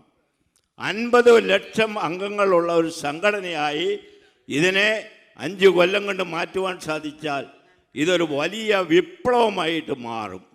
അതിന് തീർച്ചയായിട്ടും നമ്മുടെ എല്ലാ മെത്രാന്മാരും വൈദികരുടെയും സഹായം ലഭിക്കണം. അവരുടെ ഇതിനകത്ത് ഈഗോ മാറ്റിവെക്കണം. എല്ലാ ഈഗോ മാറ്റി വെച്ചുകൊണ്ട് എല്ലാവരും ഒറ്റക്കെട്ടായിട്ട് മാറിയാൽ ഇതൊരു വലിയ സംഭവമായി മാറും. ഇവിടെ സംസാരിച്ച, ഇവിടെ പറഞ്ഞ എല്ലാ പ്രശ്നങ്ങൾക്കും മാറ്റം വരുത്താൻ പറ്റും. പൊളിറ്റിക്കലായിട്ട്, എക്കണോമിക്കലായിട്ട്, ബിസിനസ് പരമായിട്ട് എല്ലാ വിജയങ്ങളും നേടാൻ പാടില്ല. നമുക്ക് മറ്റൊരു കാര്യം എനിക്ക് പറയാനുള്ളത്, ഈ 5 വർഷം കൊണ്ട്, അതായത് 25-നുള്ളിൽ നമ്മുടെ സീറോ മലബാർ സഭ ലോകം മുഴുവൻ വ്യാപിക്കുന്ന വിലങ്ങുകളില്ലാത്ത സഭയായി മാറണം. സമ്പൂർണ്ണ സഭയായി ഈ സീറോ മലബാർ സഭ ലോകം മുഴുവൻ മാറണം. അതിനുവേണ്ടി തീർച്ചയായിട്ടും നമ്മുടെ പിതാക്കന്മാർ വേണ്ടതായ എല്ലാ പ്രവർത്തനങ്ങളും നടത്തും. ഒരു കാര്യം കൂടി പറഞ്ഞുകൊണ്ട് അവസാനിപ്പിക്കാം. കരയുന്ന കുഞ്ഞിനെ പാലുള്ളൂ. അതുകൊണ്ട് തീർച്ചയായിട്ടും വലിയ ഒച്ചത്തിലുള്ള കരച്ചിൽ നമ്മൾ നടത്തണം. അങ്ങനെ നടത്തിയാൽ നമുക്ക് ഇത് നേടിയെടുക്കുവാൻ സാധിക്കും.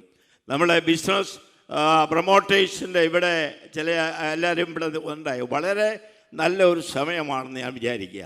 കാരണം 5 കൊല്ലം മുൻപ് ഞങ്ങൾ കോട്ടയം രൂപതയിൽ ഇതുപോലെ ബിസിനസ് സംരംഭങ്ങളുടെ മീറ്റിംഗ് വിളിച്ചു. അന്ന് ഞങ്ങൾ ആരംഭിച്ച 2 ബിസിനസ്സുകൾ, കാനായ മൾട്ടി സ്റ്റേറ്റ് കോപ്പറേറ്റീവ് സൊസൈറ്റി ഇന്ന് വളർന്ന് വലുതായി ഏതാണ്ട് 5000 അംഗങ്ങളുടെ ഒരു സൊസൈറ്റിയായി, ബാങ്കായി മാറിയിരിക്കുക. എനിക്ക് തോന്നുന്നു ഇസാബിൻ്റെ ചെയർമാനൊക്കെ അതറിയാം. അതുപോലെ കാനായ ഹാപ്പി ഹോം ഏതാണ്ട് വലിയ ഒരു പ്രോജക്റ്റ്, 20 കോടി രൂപയുടെ ഒരു പ്രോജക്റ്റ് ഞങ്ങൾ നടപ്പാക്കിക്കൊണ്ടിരിക്കുക. അപ്പോൾ അതുകൊണ്ട് നമുക്ക് ഒന്നിച്ചു പോയാൽ ഈ 500 കോടിയോ 1000 കോടിയോ 2000 കോടിയോ ഒന്നൊരു പ്രശ്നമില്ല. 50 ലക്ഷം ജനങ്ങൾ നമ്മുടെ പിന്നിലുണ്ടെങ്കിൽ നമുക്ക് കോടികളൊരു പ്രശ്നമല്ല. എല്ലാവരുടെയും ഉൾക്കൊണ്ടുകൊണ്ട്, എല്ലാവരും ഉൾപ്പെടുത്തിക്കൊണ്ടുള്ള ഒരു പ്രസ്ഥാനമായി ഇത് മാറിയാൽ അതായിരിക്കും കത്തോലിക്ക കോൺഗ്രസിൻ്റെ വിജയം, അതായിരിക്കും നമ്മുടെ സഭയുടെ വിജയം എന്ന് ഈ അവസരത്തിൽ പറയാൻ ആഗ്രഹിക്കുക. ഞാൻ അവസാനിപ്പിക്കുക. എൻ്റെ കടമയിലേക്ക് കടക്കുകയാണ്. ആദ്യമായിട്ട് ഈ സെക്ഷൻ്റെ അധ്യക്ഷം വഹിക്കുന്ന മാർ പോളി കണ്ണുക്കാടൻ ബിഷപ്പ് ഓഫ് ഇരിഞ്ഞാലക്കുട അദ്ദേഹത്തിന് നന്ദി രേഖപ്പെടുത്തുകയാണ്. പ്രസിഡൻഷ്യൽ അഡ്രസ് നടത്തിയ mister Davis Edakkulthara global vice president Qatar, അദ്ദേഹത്തെ നന്ദി രേഖപ്പെടുത്തുന്നു. Concept presentation mister Benny Pulikkakkara general convener CCM, അദ്ദേഹത്തെ നന്ദി രേഖപ്പെടുത്തുകയാണ്. മിസ്റ്റർ ടിനി ഫിലിപ്പ് ഡയറക്ടേഴ്സ്, അദ്ദേഹത്തെ ഇൻവെസ്റ്റ്മെൻറ്റ് സ്ട്രക്ചറിനെ പറ്റി ഇവിടെ സംസാരിച്ച അദ്ദേഹത്തെ നന്ദി രേഖപ്പെടുത്തുന്നു. ഡോക്ടർ ജോസ് കുട്ടി ഉഴികയിൽ, അദ്ദേഹം ബാർമേഷ് പ്രൊഡ്യൂസർ കമ്പനിയെ പറ്റിയുള്ള അദ്ദേഹത്തിൻ്റെ പ്രഭാഷണം നന്ദി രേഖപ്പെടുത്തുന്നു. Mister Joy Arakkal CMD Innova group agriculture പ്രോജക്റ്റിനെ പറ്റിയുള്ള അദ്ദേഹത്തിൻ്റെ ക്ലാസ്സിന് പ്രത്യേകമായി നന്ദി രേഖപ്പെടുത്തുന്നു. ഇൻട്രഡക്ഷൻ ഓഫ് പ്രൊമോട്ടേഴ്സ് പാനൽ, അതുപോലെ സ്വാഗതം പറഞ്ഞ മിസ് തോമസ് പെരിക, എല്ലാവർക്കും നന്ദി രേഖപ്പെടുത്തുന്നു. ഈ സമ്മേളനം വിജയപ്രദമാക്കിയ നിങ്ങളെല്ലാവർക്കും പ്രത്യേകമായി നന്ദി പറഞ്ഞുകൊണ്ട് എൻ്റെ വാക്കുകൾ അവസാനിപ്പിക്കും. വിൽസൺ വിട്ടുപോയി, അദ്ദേഹത്തിന് പ്രത്യേകമായി നന്ദി രേഖപ്പെടുത്തുകയാണ്.